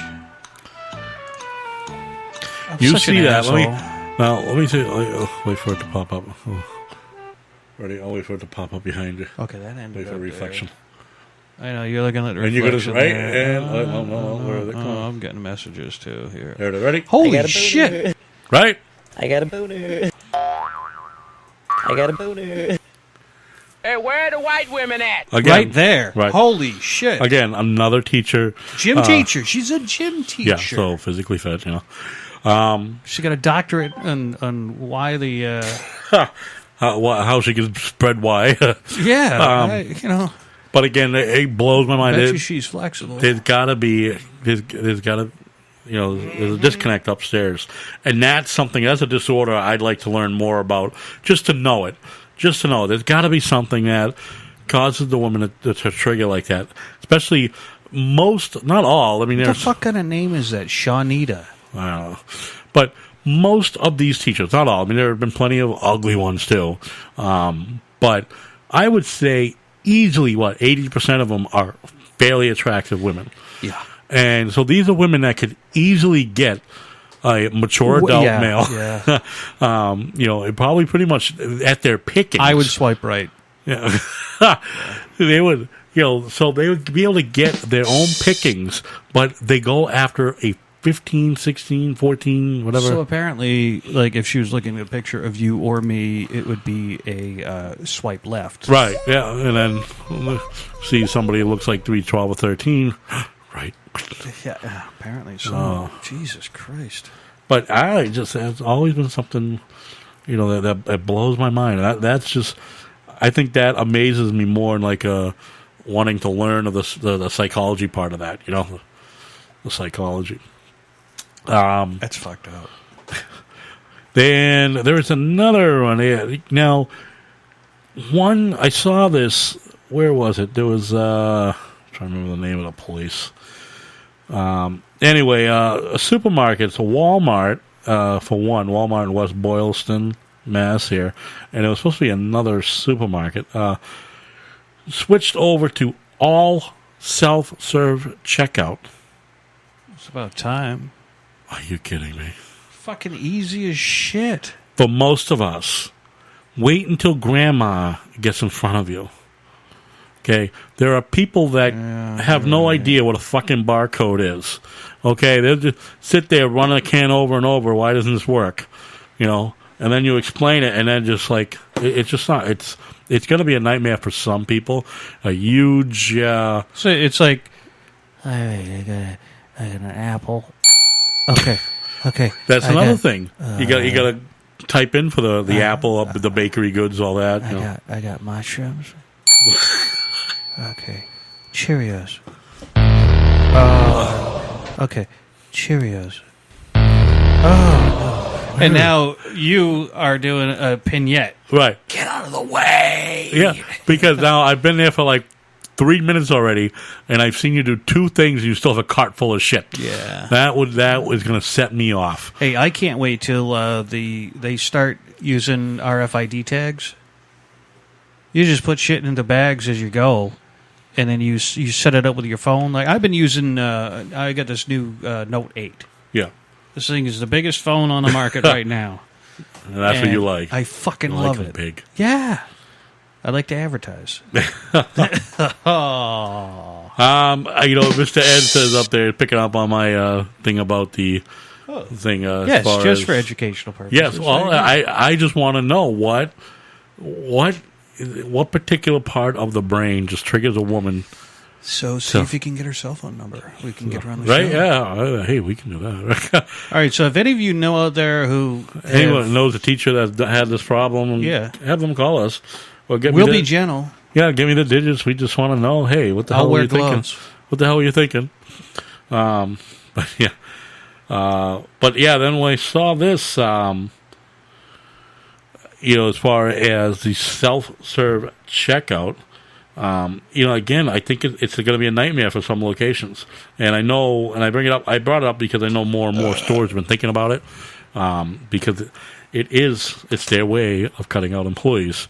Okay. Well, it's reducing costs. It's reducing costs. Sure. And, I hate to tell you, folks, this is step one of that $15 fucking McDonald's burger flipping shit. Oh, yeah, easily. Because they already have self-serve kiosks at McDonald's in big cities. Yep. Some company franchise locations, company stores. Panera does that. Yeah. You can go right over and touch the screen. There's a Cumbies that has that. No shit. Cumbies in Shrewsbury, on Route 20 in Shrewsbury, has that. And you go in, like if you want to, for the food side, right? For the food side, any of the things you want, you have to go to the kiosk to order. Okay. You can't, even the employee can't tell them you. I want pizza. Yeah, right. And I want some hot wings. All right. And people be click, and they won't figure out that it's not in stock or they're out of them or whatever, But yeah, that's the way, and that's this is what you're getting. I'm targeting. I'm going to target pinpoint Megan on this. The millennials, the snowflakes. No, she's Gen X. So borderline. I'll call it borderline. I know. All right, but. Borderline-ish, but all right, but the millennials, the snowflakes, they are the problem behind this. They're the reason for this, and these companies are tired of people like you and me throwing in here, give me the $1 back instead of all that change, and then they're like, I need a supervisor Right. Because I can't And add. you know what? Now, I can't add either, but I don't do a job that has adding. The biggest Scraping semen off of the walls is not I don't have an aw sound effect, do I? No, I don't. I'll see it. I'll find out if Mario's has a sperm scraper There you available, a position available. But another big thing, too, in consideration of, especially in the supermarket aspect or the stores, that the technology has gotten better. You know, when it first came out, these fucking things were a pain in the ass. You know, because they worked for me. When the first probably a year or so now, they came out like Stop Shop or wherever. Yeah. You know, you put a thing in the bag and So say. what store is this again? So this is for Walmart. Walmart's gone all over. Walmart's going to get rid of all of the. And you know, most of the So stores. what are they going to have? Lonely guy security guards standing in the front grabbing everybody? No, who's there'll still be shit? like a few. Dude, they're going to notice their loss go through the roof. Instead of having like 12 cashiers or whatever, yeah, they'll have 2 or 3. Well, they already man all have the 2 or different. 3. You've been to the one at Worcester, Oh right? yeah, right. 30. Remember that day? 35 fucking registers and 2 open. Yeah, yeah. Fuck them. 35. There's like 50. The entire the whole front front half end, of the which is like store. a quarter mile long. Right. Fuck them. That's And the one with the lowest line is always like a quarter mile away, and you get down there, and there's 80 people in front of you. All and of a I've sudden. done that. I've gone there shopping. When I used to work nights, I go there after. And at first, I go and I look. I'm like, "What's the line like?" You know, I'm like, "All right, it's not bad." Yeah. So I shop. I get a cart full of shit. Yeah. Right. I get up there. The fucking line's a mile long. And fuckers. I left a cart full of fucking food and shit. Everything right there. See ya. Forget it. And I told the kid standing at the register, Hey, you're too providing long. I gotta job go. security. Yeah. Too long. I gotta go. See ya. Yep. Yeah, I do. Well, that's why I go shopping at. If I go, I like to go to a smaller store that's open 24/7. And yeah. Oh, she just fired back. Yeah. I'm on a millennial or snowflake. No, she's not a snowflake. She gets angry too. She's a cupcake. Megan the cupcake. You're a cupcake, Megan. No worries. Hey now. But yeah, no, I'm fine with that. If it's me, if it's a room full of people like me, yeah, who don't want to talk to anybody in a supermarket, right. Again, we found out tonight while listening to Turning Point that Jen likes to talk to weirdos in the supermarket. I like to avoid them like a burning bag of dog shit. I just people like look at this place over here, and yeah, it's like yeah, well, okay. No, don't talk to me. I get messages from all over. Dana doesn't know the Sultan of Spank there is Sultan of Spank is sending me messages. The order that we place to them is in. Oh, is he giving you the same? Yeah. Okay. But yeah, okay. Anyway, I'm off that subject. You done with that? Yeah, sure. Why not? But what do we got next? It's like I said though. It's just unfortunately the old folks. You know what I mean? Oh man, you know, it's just the old. You're gonna get in front of some old timer and they're gonna. You'll figure it out. And you have to go to another side, and you'll get behind someone else. It's going to be the same thing. Like something doesn't ring up right, the light goes off because they fucking set something off. And you never know when you're going to find a blue haired in front of you, because they're up at all fucking hours, all kind of fucked up hours. I have an article here that was sent to us. A submission. A submission. It was sent to. It actually came from Patty Cakes. Oh, okay. And she suggested talking about it on the show, and it came out of a March 2017 Playboy. Of course, because she's got those lying around the bathroom. I've seen them online, so I'm sure probably found on Facebook. So before she has a canary that I said she sent me from Playboy. Playboy's still around. Yeah, 4 personality traits that'll determine whether you can handle an open relationship. This puts you on the spot, my friend. Yeah. Oh, what are those traits? Let's see. Know your social sexual orientation. First off, what is social sexual orientation? Well, I mean, it could be. I mean, there's so many letters of the alphabet involved now with all these people.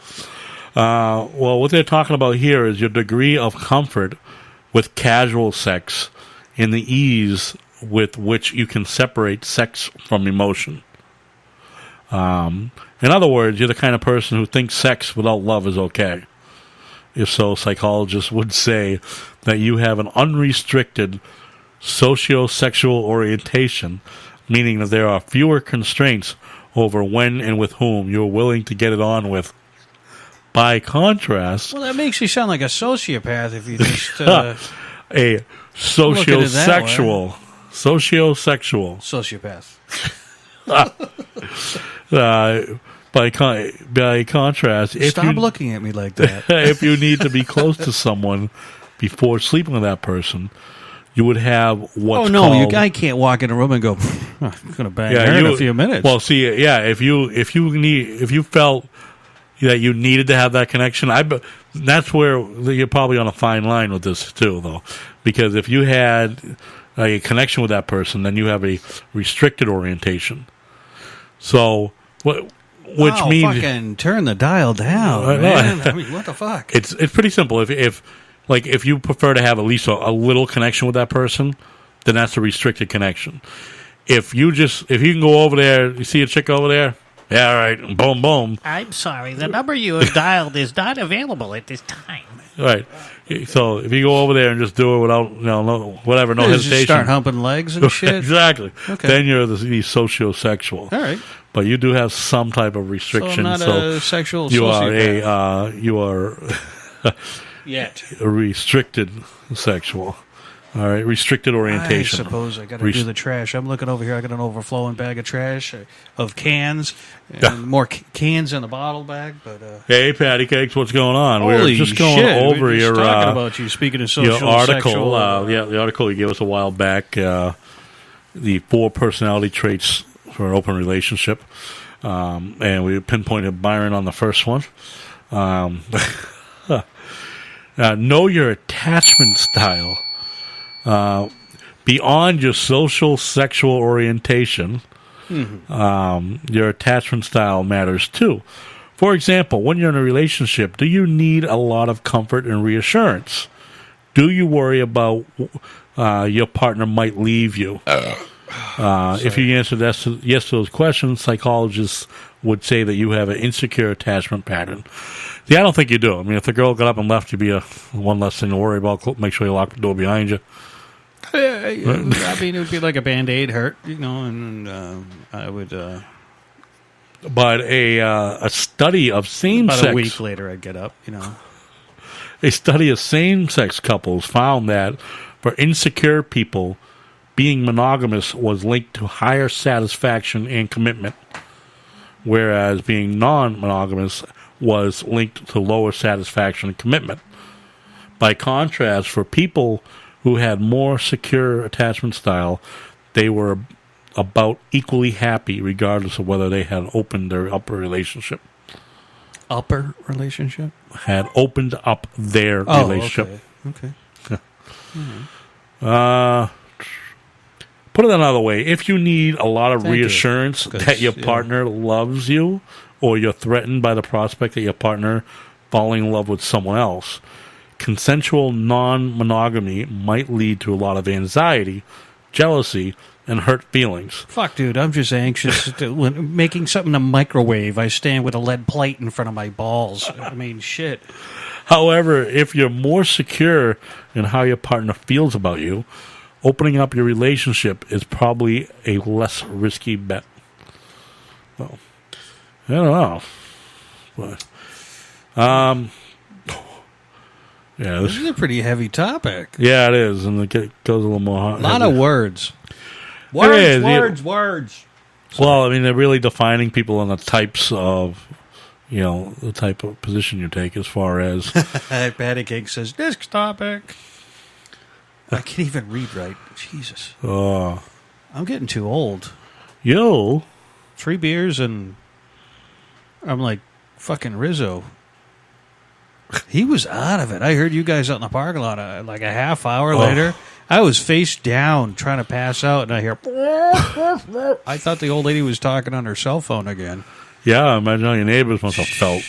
I'm trying to be quiet. He's he can't keep his mouth he is. shut. He's like, yeah, he's got the loud Italian, you know. And we know he's not listening tonight. No. Trying to find, it was another topic I saw, but I can't find it now. Oh, well. Anybody got a topic out there in the chat world? Let us know. Said she's getting too old, too. Next week, actually. Yes, that's right.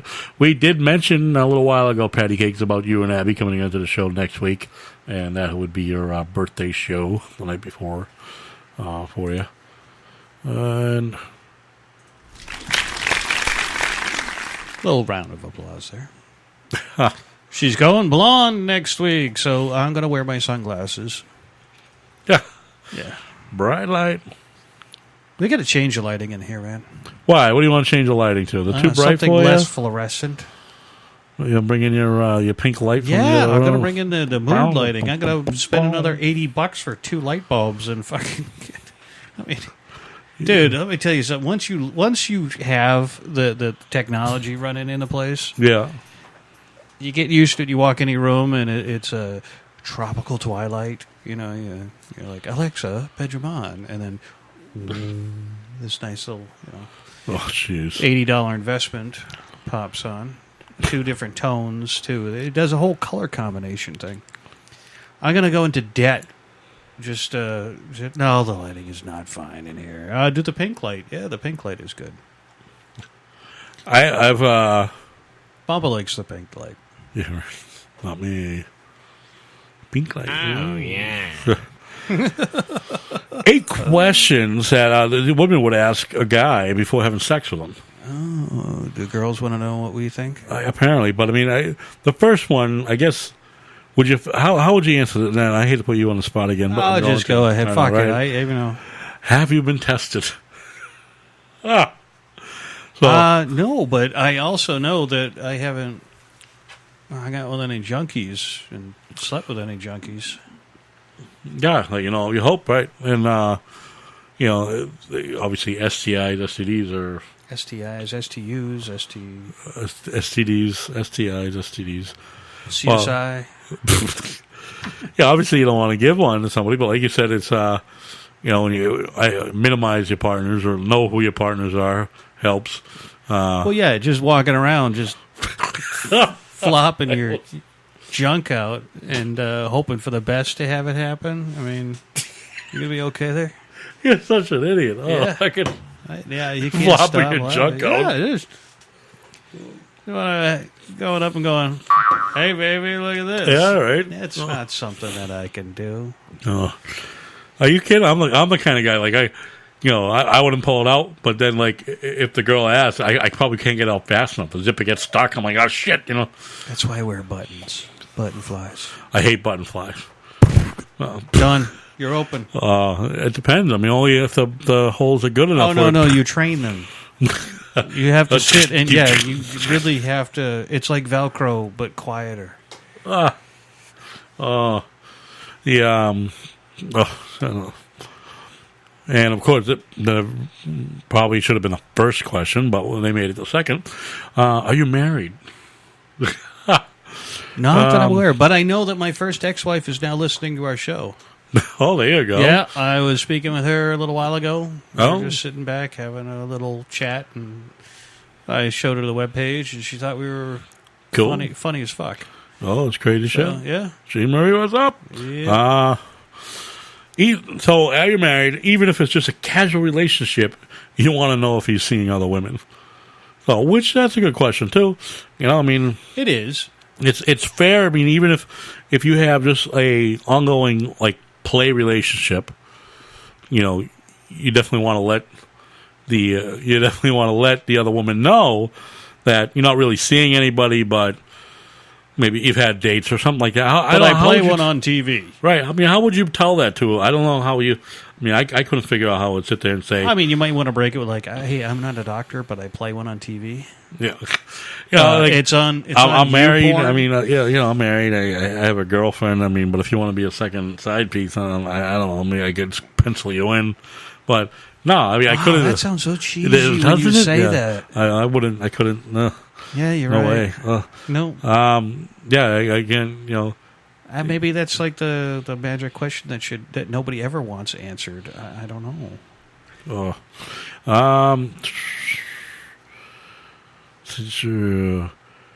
Now, not convinced. According to this infidelity survey, cheating is way more common among married couples than you might think. We can refer to that survey in a moment. Okay. Sure. Do you like your job? That's a question some women. You're a miserable prick in general, dude. I bet if you could if you could do this 40 hours a week, I would do it. Right? Yeah. Fuck yes. You need to find a millionaire who just say. Yes. Find a millionaire who would pay me to do this. I would do this. Have a daily show. I would talk until my.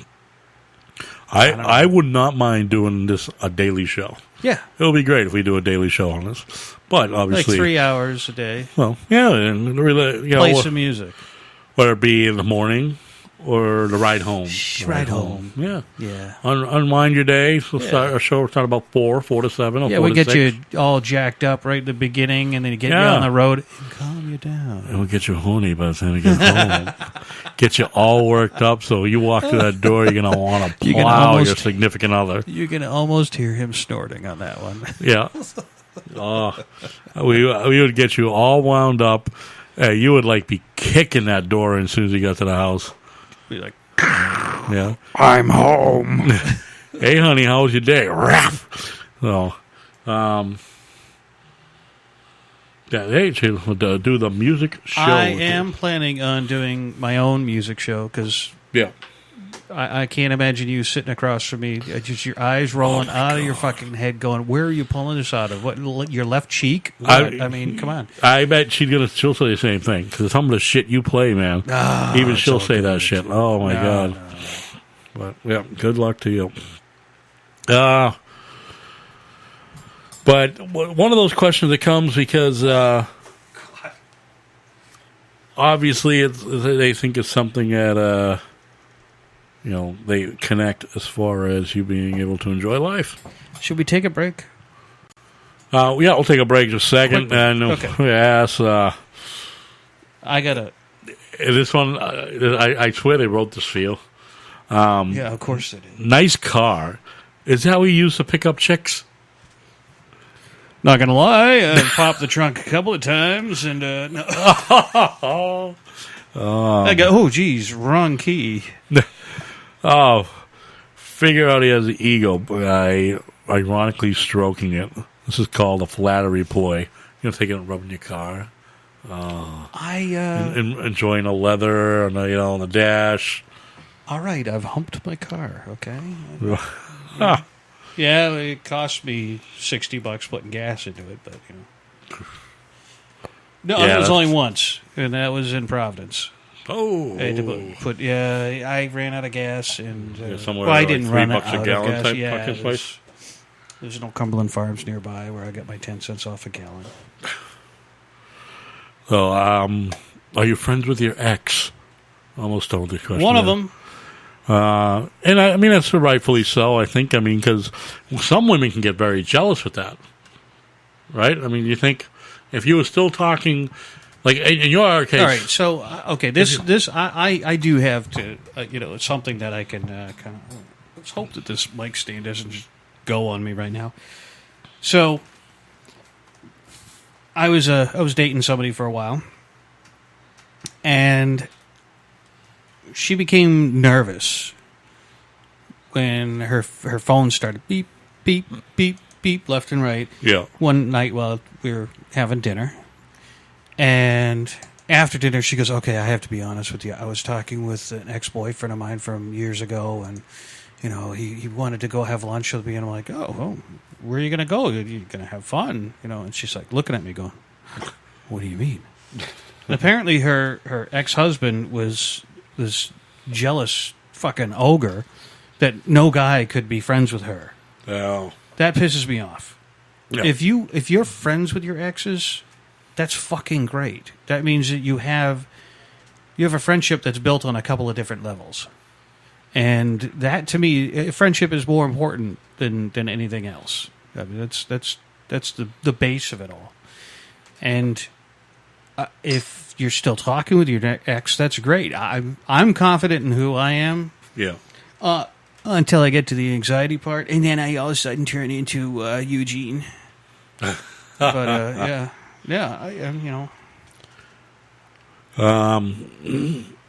yeah, that's the noise I just made too inside. What are also women want to know about you? What are your expectations? I never have any. And the same question will be posed to them. What are their expectations? Before you sleep with them, you both should ask yourself. Both want a sexual encounter in a relationship. What you want from that sexual encounter in a relationship. Now, you know as well as I do, I can't plan more than 5 minutes away from what is going to happen. Yep. And, people that try to schedule you for, weeks out, I they're can't doomed. do it. They're doomed. I mean, my job schedule plan. sucks Yeah. because I could be called into action. Listen, we need you to come in with them wet wipes real quick or something like that.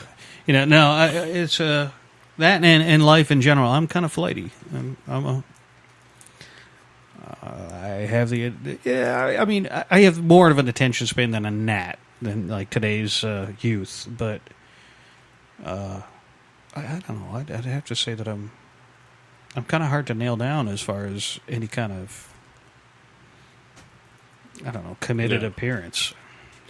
Well, here's the final question, the perfect one here for the open relationship or the casual relationship. You ask yourself, are you okay never seeing him or her again? And if the answer is yes, then you're okay with a casual relationship.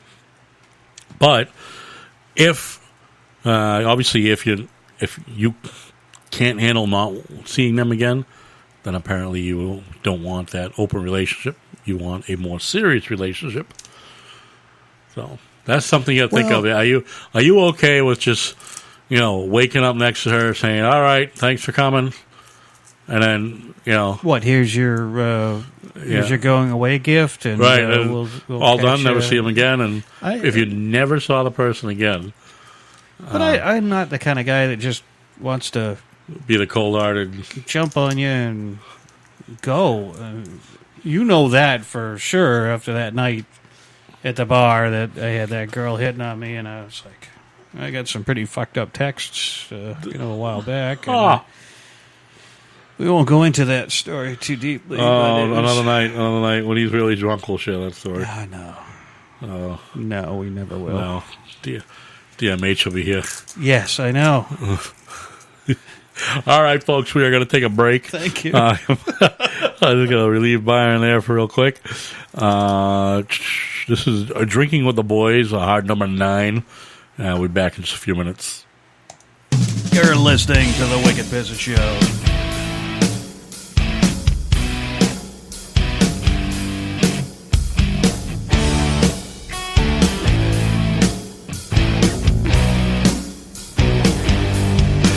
Well, on a Friday night, we'll still start a fight. Yeah, she'll bash a bottle right off your head.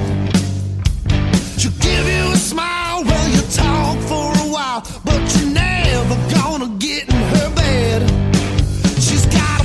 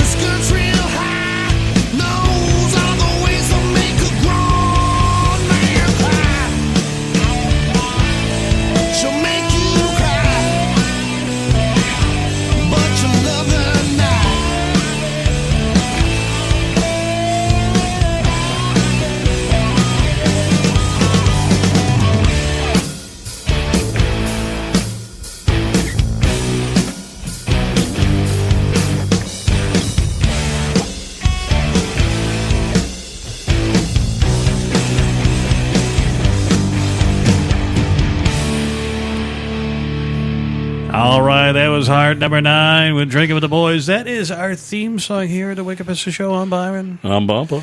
And we're both freshly relieved. And I'm going to have to sleep in the fucking green room tonight.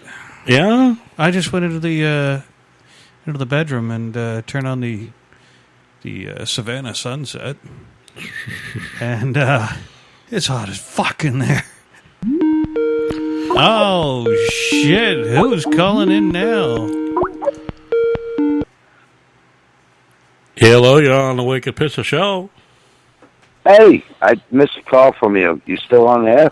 We're still here. Yeah, You we're called still us, man. here. We got you. And you called us back earlier. Yeah, the FCC hasn't called you yet? No? Yeah, that was before. Then you called us. No, I right now. reported you guys a while ago. They haven't called you yet now. No, Bubba's just roasting my nuts over the fire with some tough questions. Oh, yeah. Him and women. You guys call me back? Nope, that was before you called, man. Okay. Because I have a restraining against you guys, so. I appreciate you checking, though. You guys having a good show tonight? Yeah. Yeah, it's good. It's good.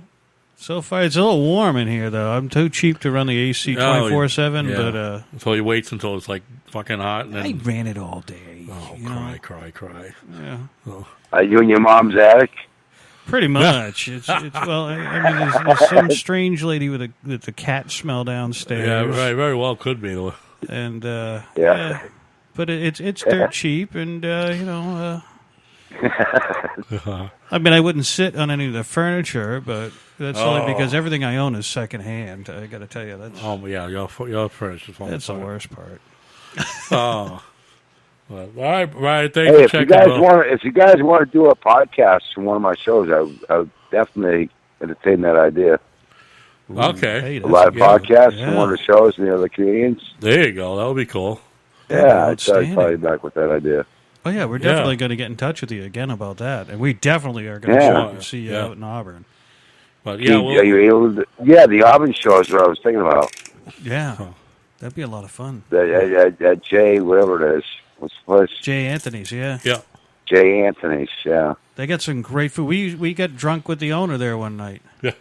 Did you? God, he got snockered. Yeah, young guy. Yeah, his fiance or girlfriend or whoever it was, she's like, and I kept on looking at him. The guy kept on offering us food, and I'm like, who the fuck is this guy? And I'm like, yeah, hey, you're cool as shit. He goes, no, eat this. And I'm like, no, I don't want to eat a stranger's It food. kind of sounds like an all-you-can-eat contest to me, but Yeah, you kept offering you food? It was a little fucked up, but still, I mean, the guy was a cool guy, and then as he's staggering off, and I look over the bartender, and I'm like, is he going to be okay? And she goes, oh, yeah, he's the owner of this place, and the woman who's, like, checking on him, yeah, she's not just the hostess, she's his fiance. And I'm like, oh, shit, okay, then he's good. I'm like, holy shit, this guy's just fucking tanked. He's been bragging how he's been drinking all day. I'm like, I envy you, but seriously, wow. Yeah. So you guys are going to be at the show. You want to try to arrange a live podcast for you guys? That'd be awesome. Can you do it from there? Remote? Yeah, we could try to do something with a tablet and a. We can figure something with out. a laptop. Yeah. Well, why don't we do that? All right. Cool. I'll get back. I'll get back in contact with you guys and do a live podcast from the show. It's the November 11th. It's Saturday night. Yeah, well, it works for you. That should work. Oh yeah. Yeah, I'll follow up with you in a few days, man, and we'll see what we need to do to figure that out. And that'd be awesome.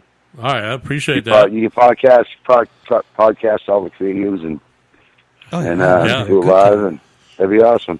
That would be great. Help a good cause. You guys help a good cause. You guys, Yeah. good people. And we'll be able to plug it all the way up to then. That'd be great. So. Yeah, I still keep voting for you for sheriff, and it hasn't happened yet. I know. I appreciate that. I still keep doing it. I don't care if you're a bell or not. Like, keep Nicholas. What day on the 11th was that? Was that November 11th? November 11th is a Saturday at Jay Anthony's in All Auburn. right. So one of our listeners just asking. But I'm going to arrange you to do a live podcast if you want to do it. We'll talk. That'd tomorrow. be great, and we'll help pack the place too. So yeah, we will put a absolutely. bunch of people in the It's studio. for a good cause. It's for a good cause too. Yeah. So it'd be great to see both of you guys. Right. We can appreciate you guys going to the show and at Libby Heights. So yeah, it'll be cool. All right, man. Yeah, well, I'll be in touch with you in a few days. I'm sure we'll be able to take care of it on our end, no problem. And are you trying to get rid of me? no, I'm getting the feeling you're trying to get rid of me. Lord, I love you, man. I love you, man. Oh. All right, you guys have a good night. All right, I'm you going to too. eat a burrito. All right. all right. He's Damn, a man. great guy. Yeah, that's cool. All right. Does I hit him that he wants to do a live, have us do a live show? That'd be cool. That'd be fucking amazing. Yeah, we'll just have to tie into the sound system somehow. Yeah, but no problem. Oh, I'm very. I got the infidelity survey here. All right, there. What cheating looks like. Hold on a second. Let's put on a. Oh, I put that on mute. This is a survey done by teamed up with mensfitness.com. They polled nearly 2,500 readers. Right?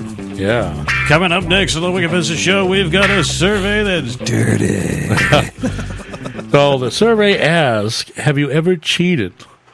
58% said yes. Well, I mean, if you 36% said no. 7% said maybe. It's complicated. Wait a minute. Right? No. This is this harkens back to the. Are you male or female? I'm other. Fuck you and your other. Right, okay? pretty other. No, you either it's male dated or in- female. they'll- Junk, well, they'll come up with junk or sink. I mean, come on. Really? Did I just say that? you fuck. I'm gonna piss off everybody. It's the wickedbusinessshow at gmail.com. Any hate mail you want to send, we'll take that. So then there's how many different partners have you cheated on? And this is kind of fucked up. I don't have the fingers or toes to. Set one just says just one. They cheated on just one partner. 20. That's 33% said that. 24% says they cheated on 2 or 3 partners. 10% said they did more than 3. 33% said they never cheated. Now, mind you, in the previous number, 36 said no, they haven't cheated. And the next one, only 33% said they haven't cheated. Somewhere we lost 3%. Well, 3% were the undecided. Yeah, I guess probably. Well, that could be true, but or those who refused. they could have considered themselves right. Or they answered so vague it just couldn't be counted. Ooh, you're good. I'm a very vague person. So now this who did you cheat with? 23% a close friend, 21% a coworker, 17% a random I met at a bar or social event, or someone I met on Tinder, and I never cheated. This one is 35%. So what are the numbers adding? They're not adding up and again, are 36 they? for the others, yeah. So now, but 5% met someone on, cheated with someone on Tinder. They met on Tinder. 17% with a random person they met at a bar, social event. Well, we all know 21% a that coworker. almost everybody is lying out there because they've got websites dedicated to cheating. AshleyMadison.com. Yeah, but I read there was a huge scandal about that. Oh, yeah. With all bots and stuff. Well, like they it was- cracked it.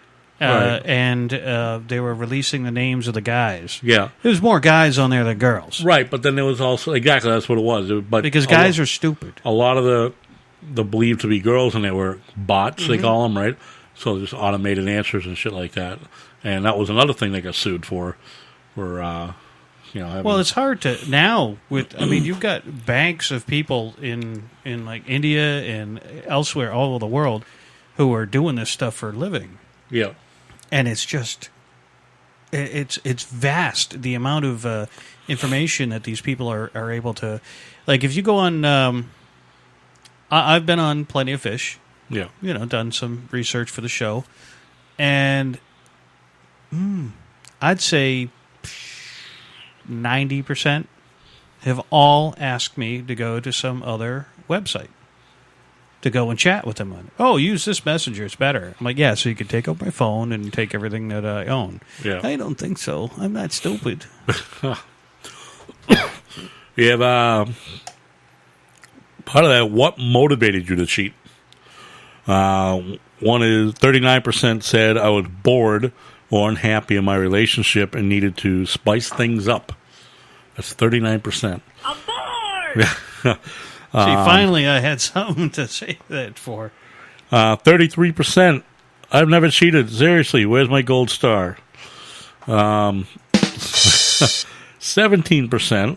Honestly, it just happened, and I still feel terrible about it. 17% say that. 7% say my partner did it to me, so I'm getting him or her back. You goddamn motherfuckers. I got an answer for everything here right? now tonight. 4%. I needed to do something to get my partner's attention. No, Kelly Clarkson! 4%. Yeah. So you're going to go out and risk some sort of nasty hanging disease that will stay with you forever? Right. Or pregnancy or whatever. But when my partner found out I cheated, we fought. I was in the doghouse forever, but we're good now. 9%. I got dumped fast. 6%. Whammy! I was quickly forgiven. My partner understood that. Hey, everyone makes mistakes. 5%. Again, there is I never cheated or experienced a different outcome. 50%. We broke up, but it was bound to happen anyway. 29%. So I guess, 30% almost, 29%. Well, if you put that 29, 6 for the dump, so you got 35%. The relationship was over. Good thing you can do the numbers, man. I know. You'd be like, here's the calculator. No, my brain's hurting right now. I couldn't even get that far with a calculator. Yeah. There's happiness out there for you, my brother. There's happiness out there for you. Someone who's got good with numbers and... oh, yeah, you would need a human calculator for your next date, yeah? Someone can put up with me after I throw up after a long day of drinking. That's tough. Those are tough to find. Yeah. Okay, so now this is for the ones with a gold star. I never cheated. Oh, okay. Yeah. So you never...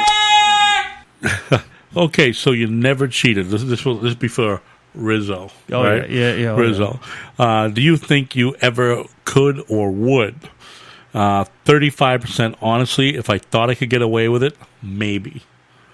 17% sure if the person was hot enough. And 48%, nope, that's just wrong. And I agree with the my stance is with the 48%. But going back to the other one, I see survey, and as they broke it down. These really are the questions. Are pretty much saying this is why I did it. I'm sorry. I just know this guy who he had the chance several times, and every single time, guy, I don't think I can do that.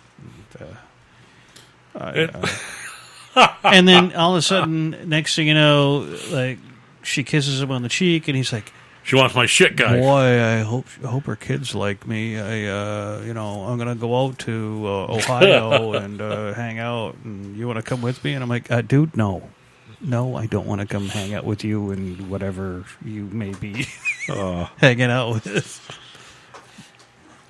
That was a bad time. Too bad. It's not cheating. Yeah, let's see. This one's saying it's not cheating if you're just texting and maybe sexting someone new. 16% said that. I'm going to go with... now, you know me. Is sexting cheating? I have a wide latitude for that, and yeah, it can be. Yeah, yeah, it's because you're sharing. If you have a committed relationship, you are. Yeah, because you're not. You're supposed to be there emotionally and mentally. Yeah, and you're not there mentally, right, or emotionally. And I can see, like, some of the earlier questions as far as relationship being broken and whatnot or whatever.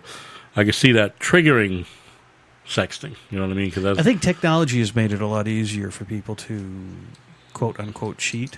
Yeah, right. Whatever your level, and that might be a belief topic is. for next week. Is sexting? I think I know we so. talked about it before. We have, and it's still something we talked about it a long time ago. Yeah. With someone who kept on interrupting us.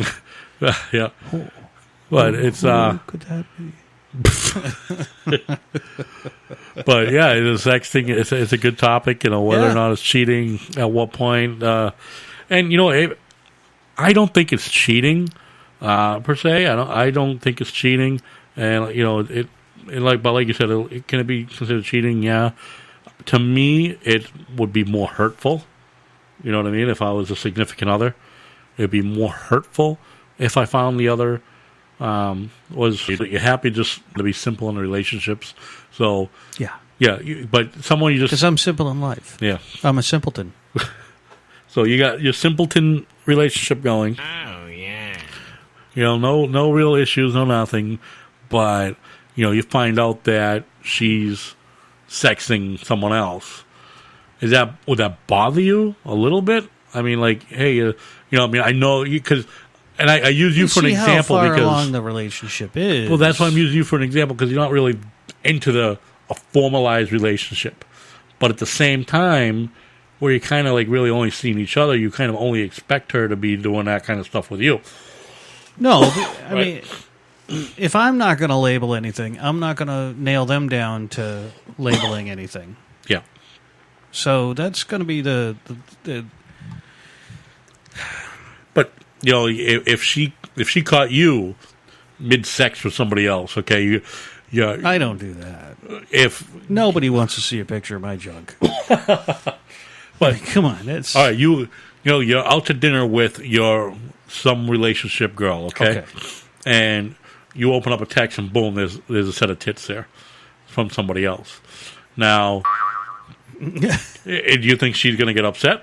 Oh, yeah. Right. Yeah. So now what if it was the other way around? She opens up a text and boom, there's a dick. Somebody, obviously not yours because you didn't send it.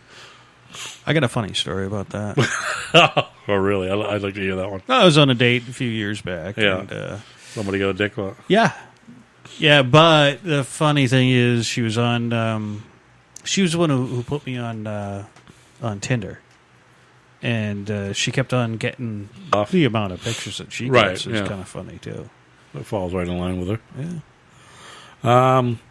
Like, it's not cheating if, it's like sexting. Some say texting and sexting and not cheating. That's 16% say that. 17% say you just talked to a cutie at a bar and, okay, got the number. That's cheating? No, not cheating. But that's really on the brink. That's pushing it. Why you getting another girl's number? Yeah. But... Again, I wouldn't take it that as far as cheating, no, but I'd be bullshit if a girl got a guy's number, it's like, and I can see it for like from some points they just want to see if they can get it, you know what I mean? Because it's kind of like an ego thing. They want to make sure that they still have it. They still guys feel the same way. Yeah, they still have you that get to macho. a certain point when you're old. They still got how was it told to me? Game.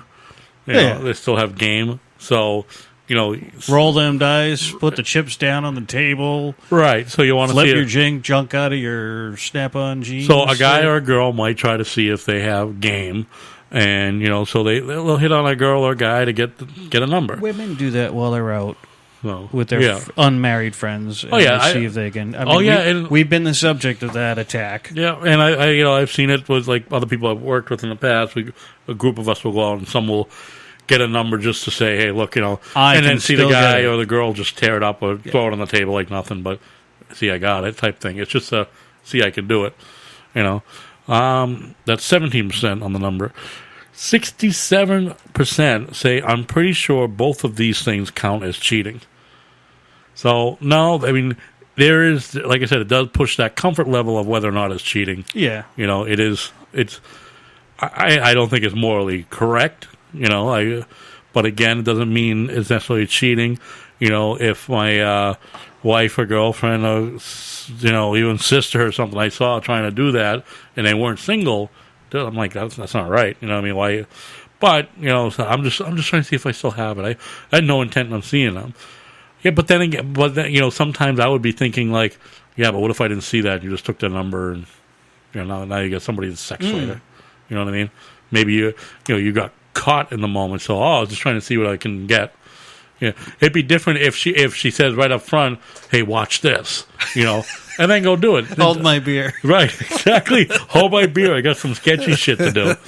That's exactly what. No, nothing good is going to come out of that. No doubt. Right. 26% said we broke up, but it was going to happen anyway. Similar to the one. We had a big blowout fight, but now we're over it. 13% said that. I dumped him or her fast. 15%. So now this is kind of like the flip-flop. The reason why the numbers are a little different, because the question flip-flopped. So, like, the question was asked before, what happened when you got caught cheating? And then now we're going right now it's like, what happened when you found out she cheated on you? You know, so that's why the numbers are a little different. Forgive and forget was the motto, 10%.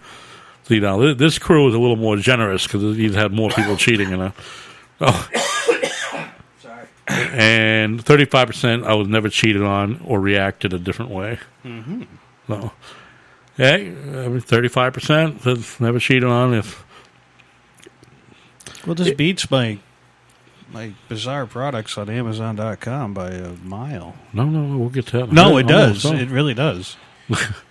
The other stuff, you just would have looked at me and gone like this. Why the fuck is he saying this? This is actually interesting shit.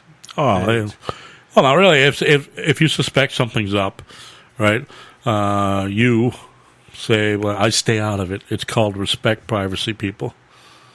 So if you suspect something's up with somebody else cheating or whatever, you stay out of it. Called respect privacy. I guess, you know. That's 14% say that. 7% said do some IRL stalking. So, okay. No good ever comes out of that. The 2% says ask my partner's friends, family, and coworkers for intel. Right. Hey, Mom, Dad, have you seen Mary going out with so-and-so? Have you seen Brenda going out with so-and-so? Hey, Bumper, I got a question to ask you. Have you ever seen Betty Sue there, what's that, by the water cooler? Or by the trash can? Commando? By Larry's desk? I mean, come on, you know. I've seen a butt print. Hey, I got the memo, didn't you? The photocopied ass from a Christmas party there? Ask my partner about it straight up, 32%. Read my partner's text or emails. Ooh, no. 44%. Yeah, well, we know a guy who does that. Oh, yeah. We knew a guy who could have gotten locked up on federal indictments for stealing corporate secrets or something like that, you know? We used to know him. We don't know him anymore. Yeah, on the off chance anybody's listening, that's... If you have ever been cheated on, how do you think you'd react? I dumped that mofo. 39% said I dumped that mofo. Wow. 60% says totally depends on the situation. Yep. I think so too. 1% says we'd probably work it out. Mm-hmm. So, but totally depends on the situation. It can. I mean, it depends on a whole lot of circumstances. I would have to agree with that one. But it also depends on the partner that that you're with, or that you're going to make amends with, or whatever. How they're going to react to it. They might not give a shit, regardless of what the situation is. Yeah. How did being cheated on affect your next relationship? 57% says I don't let my past infect my future. So Yeah, I mean, I love you. If you had one in the past. I'll go with that. Or Not everybody's the same. I worried my new girlfriend or boyfriend would cheat too. 43%. Now, you have to... Dude, I'm a ball of anxiety in my personal life, and I wouldn't feel that way. I don't think you'd feel that way fully, but I think it'd be just like a little shadow. I think it'll be a little shadow in the back of your head that whether or not, there's, a trust issue that way too. Because you'll always be a little gun shy on it. Yeah. Well, but there's a thing but I still think put everybody to sleep though. I'm pretty sure. If you had a guy, say in this couple, the cheating couple, okay, the cheating couple themselves are going to have that a little shadow both ways. I think. I mean, because I know the girl should be suspect of me. Or not should be, but expect. Well, yeah, because you're a shifty bastard. Yeah, I expect her. If I'm cheating with a girl, I would expect her if to you're be cheating a little. With a guy, I'm going to be overly surprised. I would expect her to be a little suspicious. Maybe we should change the timer on that. No, it just does that from time to time. The settings. Change the. I would expect her to be a little, shifty on me, so to speak. But at the same time, she should probably expect that I might be a little on there too. And in over due time, you would kind of grow out of that. But if you have, if you got a future relationship, whether it be with the person you were cheating with or someone else, but they know that there's got to be some type of, It's hot as balls in here. That's what the problem is. They got like 8 fans on it. It still isn't. Yeah, it's a great question. Mm-hmm. Once a cheater, always a cheater. Agree or disagree?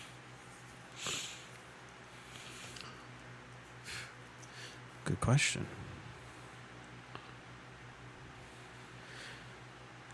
Jen's out there met a guy who had been cheated on. He had serious abandonment issues and resulted in him breaking things off before other girls could break up with him. I can see that happening. Yeah. But once a cheater, always a cheater. Agree or disagree? I think that person would need to find just the right person. Give me a golf clap there. Yeah, all right, there you go. Yeah. Very little round of applause. Well, maybe not that one. A little laughter, too.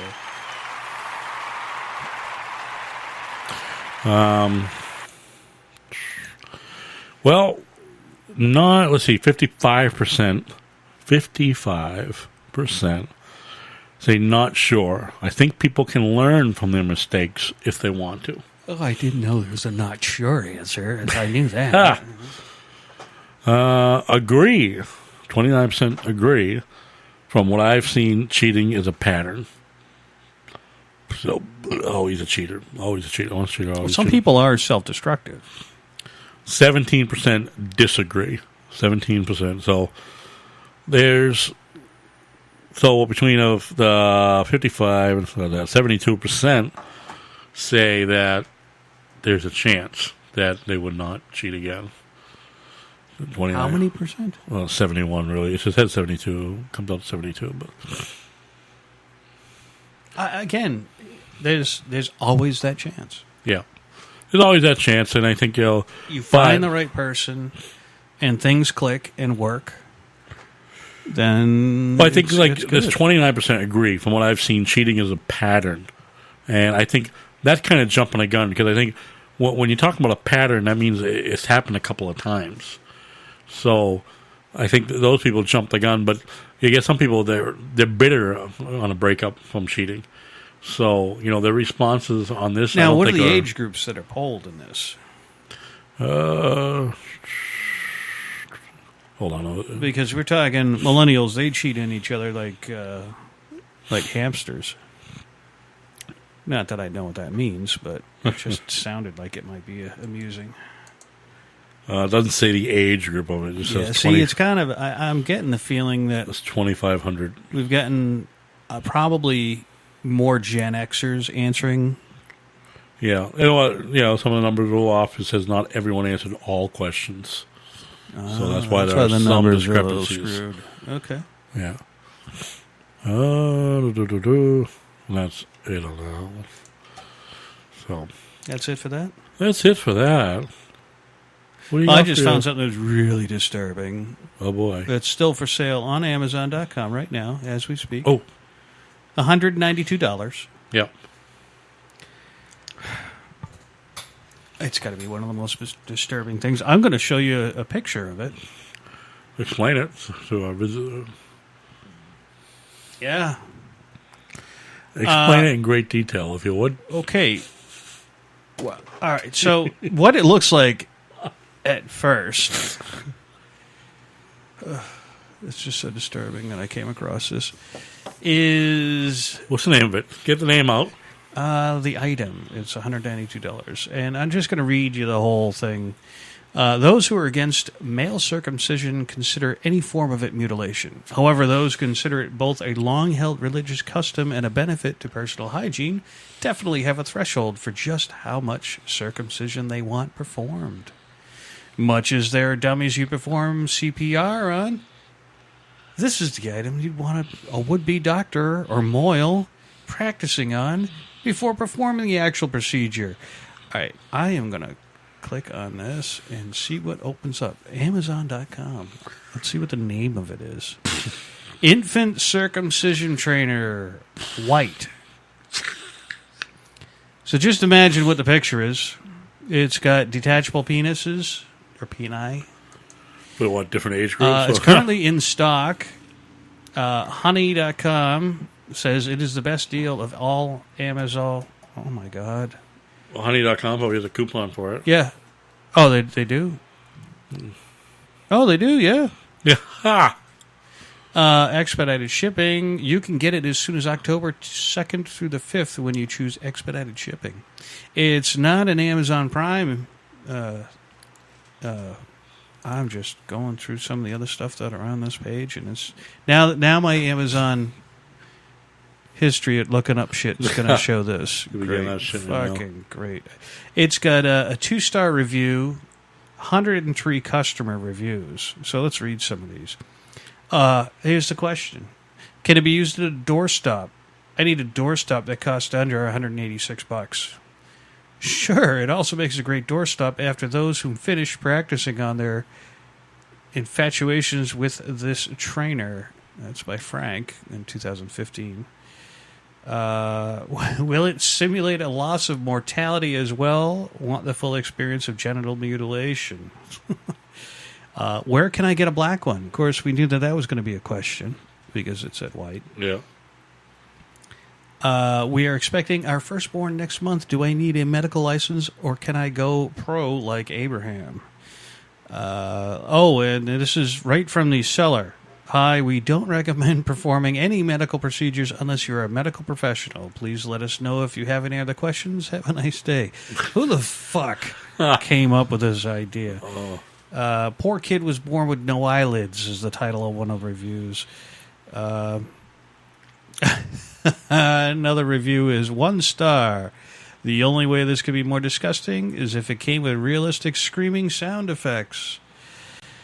And in another one, it says, breaks a perfect Christmas gift for the hard to shop for creepy uncle circumfetishist.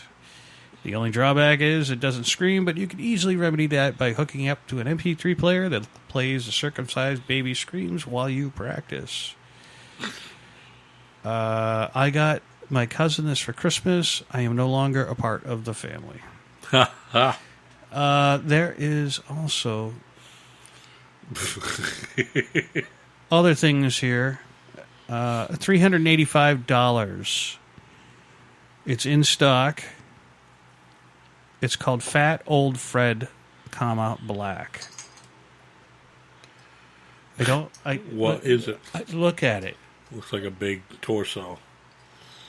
Yeah, it's a big torso. Yeah, is that like what? I don't know what it is. Authentic NASCO life form product. It's got a 5-year warranty. It's made in the U.S. Great for nursing and therapy students. Oh. All right, there are customer reviews. Marginal utility, endless fun. That person gave it a 4-star. Oh, my God. I'm really happy with my fat old Fred, black. Though if I'm being upfront, I have to deduct 1 star for it not being quite black. It's actually closer to the color of wet terracotta. Oh, my God. The carrying case is also quite useful, carrying other dismembered obese human torsos. Whoa. Let's see. Item just as stated and received it fast. Already bought 2. Only available 1 on to Prime? go. No, it is not available on Prime. Oh, my God. And, of course, the favorite of ours. Fred is $385. The lubes that are out there, 55-gallon drums, $750. $750 for 55. 55-gallon drum of lube. If you need that much lube, silicone lube, it's gonna be good stuff. I don't know. This one's in a black. Can you click on it? Give you the details. Yeah, here we go. Only 1 left in stock. There are more on the way. There's 1 price change, and 1 price change in the last. I think we could buy that. A 50-gallon drum. Yeah. I don't have $1,000 to spend on we could rebottle. We could bottle it. The Wicked Pissa Show. Wicked Pissa lube. So it was $1,110. It's now $750. So I guess yes, this would be the time to buy your. So 55-gallon drum. How many of those little fucking things do you think we get out of it? You know, fucking. Huh? That's where I need you to do the math. $15 a pop. 55-gallon drum. Who's going to carry it up the stairs? That's what I want to know.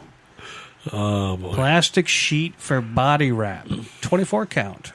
Well, if Jen's listening, we could have it delivered to a facility out there. Her facility. Oh, yeah, we could. But and if you're looking for something that's quite the opposite of the lube, there's Franklin International Tight Bond Original Wood Glue for $15 for a gallon. That's not bad. So if you ever want to get stuck,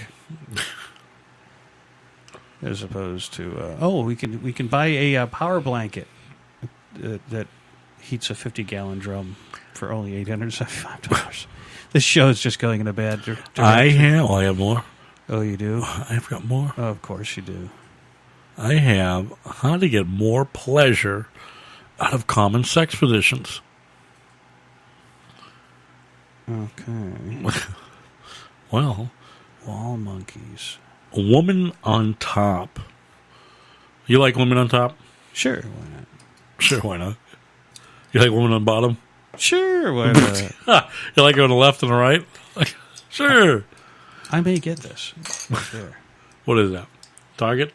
No, it's just just a man? What? It's called Wall Monkeys. Asia Old Man Peel and Stick Wall Decal.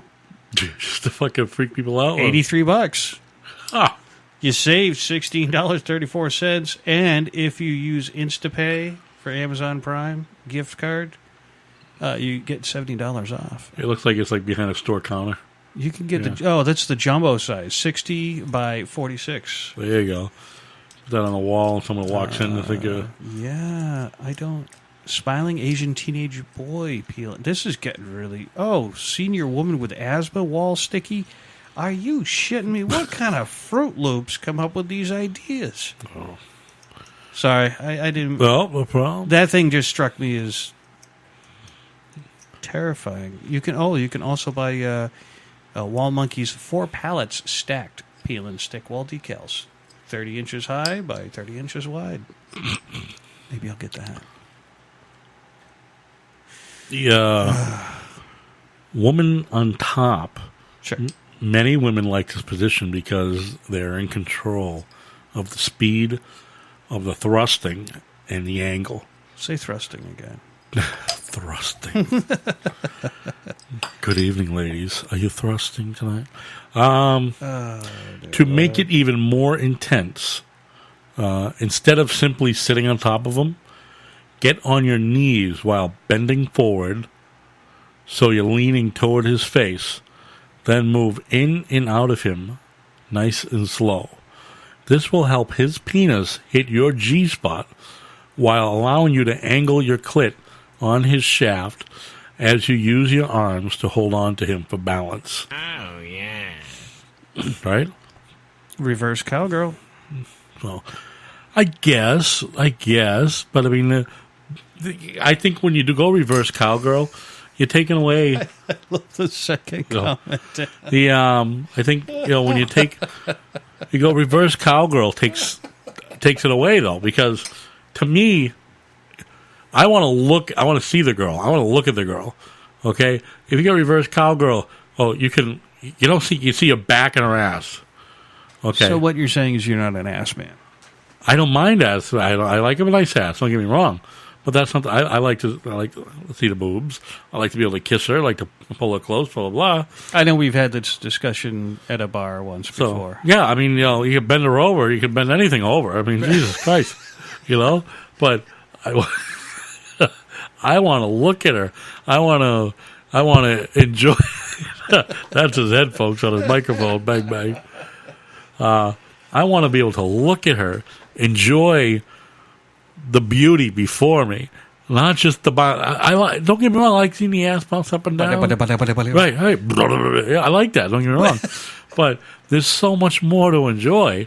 And then, I'm a kissy guy. I want to kiss during it. I know you don't like that. Oh no, kissing's for like birds. I know.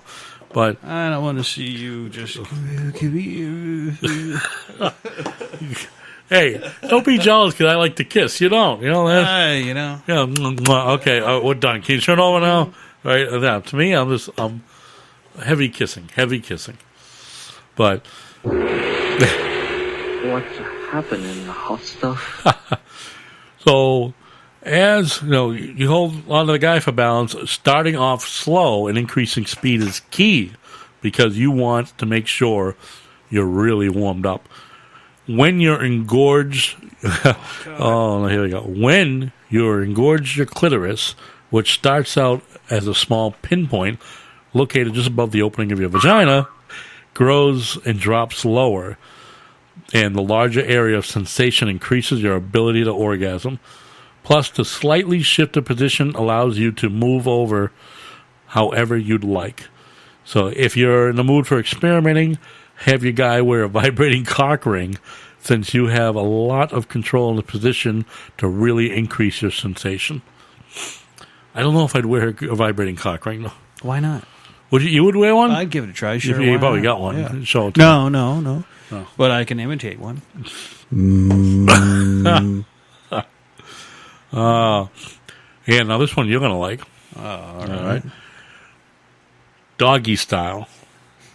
When a guy enters you from behind, his penis is at an ideal angle to hit your G-spot, so he feels even bigger. The beauty of this move is that he also leaves your clit really exposed, so it's easier for your guy to reach around and stimulate you manually, or for you to touch yourself. This is important because only 33% of women have orgasms during intercourse. You get that? Not only at all. 33% of women have an orgasm during intercourse. But it increases to 50% when a woman's clitoris is stimulated. The flip side is that you're getting that if you're getting rug burn on your knees or hurting, you'll be distracted. You'll be too distracted by discomfort to really let go and enjoy. To make the move more comfortable, try putting some pillows underneath your stomach and chest for support. Okay. Mm-hmm. This lets you fully relax so you can just take your time and savor the experience while still leaving your to reach down and touch your clit. Oh, my God.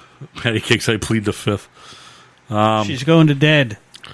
So, well, I don't know if that percentage hit her Like you said, it says only 33% of women have orgasms during intercourse. You would think it's higher, but I think that's why I blame women for bullshitting. You know, don't bullshit. If you're not orgasming, don't act like you have it. Guys can bullshit too. Yeah, but I mean, just don't do the get off climax part if you didn't. You know what I mean? That's what I'm saying. So, Well, you are revealing a lot about yourself tonight. Oh, it's not? No. There's the 69. There's spooning. The spooning, just be sure to have him go really slow so it doesn't slip out. Yeah. To make it sizzle, the girl suggests wearing a blindfold or using a tie to cover your eyes, the girl's eyes. Turning off the visual cues temporarily encourages a sense of surrender into the experience to help you focus. You on deep feelings what with no site visual. Is this getting you? Shape.com lifestyle. It's like girls' magazines. So you've been reading a lot of girls' magazines at work. Is that what's happening? I thought we were here to help the women out too. Well, we are, right? So we are just two average Joes. Well, have a good night, Patty Cakes. Master Cakes is up her ass. Sounds like a problem, right? I know. Ugh. Some discomfort. Yeah, a little bit. Okay. Again, remember going slowly, right? So as not to pop out.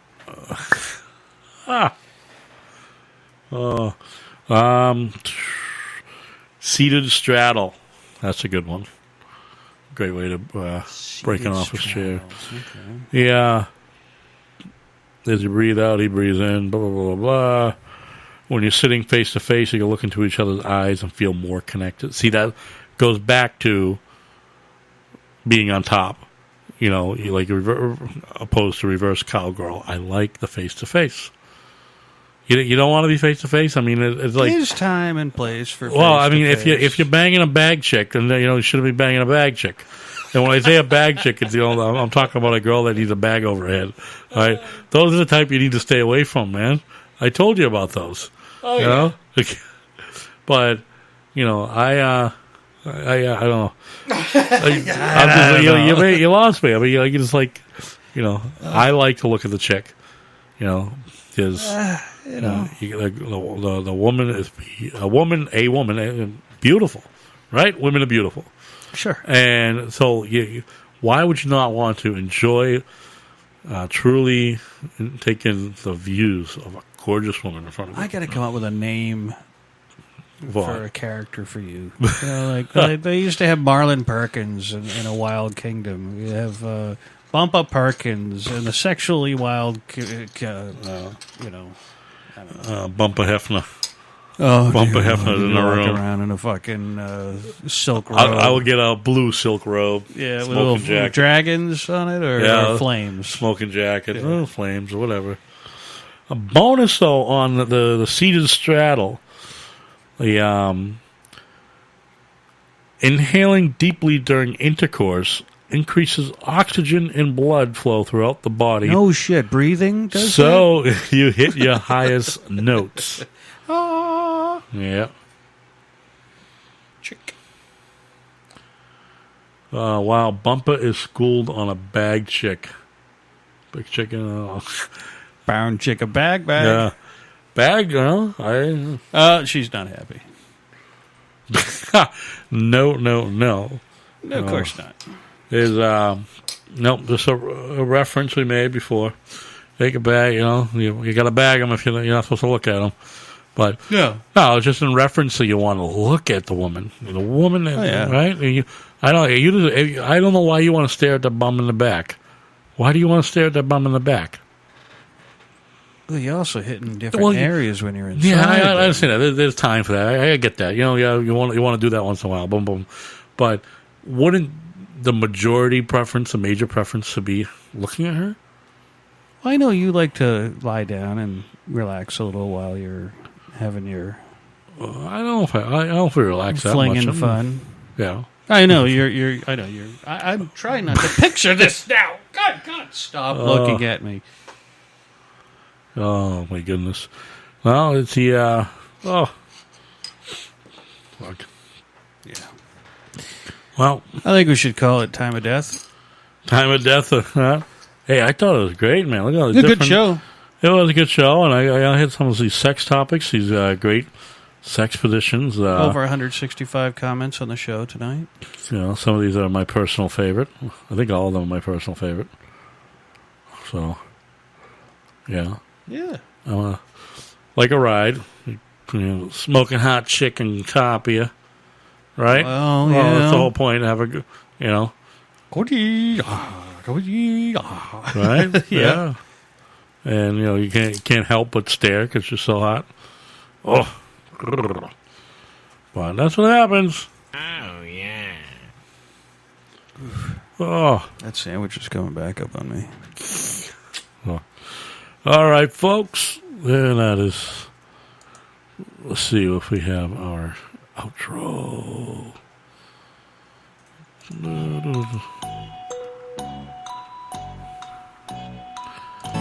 Until it's over. All right. All right, folks. We'll be back next week, the 3rd, right? Tuesday, the 3rd. Yeah, next week, the 3rd. That's what I With thought. special guest Patty Cakes and Abby. And Abby. They'll be on the show. They'll be on show number 67. Yeah, the big 6-7. And, you know, after that, we'll still got to do our plans for the sex toy party show. Yeah, we'll try to find something. If anybody ever does a Brazilian wax party, we'd like to be part of that. We broadcast right from your living room or bedroom. Yeah. That'd be something else that I would have to come up and say. I mean, I'd be afraid of fart in their face. And then, obviously, hopefully everything pans out for November 5th. Oh, yeah. That would be great. I'd love to see. I'd like to thank Brian Holland for calling in. Good job getting Brian out there for us. Yeah, Brian Holland will hopefully do a live comedy show out there in Auburn. Don't forget he's playing down in Mohegan on October 5th. Yep. So, all the ladies, Patty Cakes, Jen, Megan, Tiger Lily. And to that guy who called in earlier, thanks for calling in earlier. Got the show off to a running start. Yeah, I asked his name a couple times, but I didn't want to push it. So. No, I don't think he wanted to push That's it either. okay. But no, I'm glad he called, and you know, we'll hit more topics like that. Get some good ones for next week. So we will be talking about sexting. Yes. Yeah, we'll do some sexting conversation. And maybe Can't wait to hear other Abby's take on that. confessions on that. Yeah. So, all right, everybody, thanks, and we'll talk to you soon. Soon, yeah. Yeah. Thanks very much for listening. I'm Byron. Well, I'm Bumper. And you've been listening to the Wicked Pizza Show, a Studio 5 production.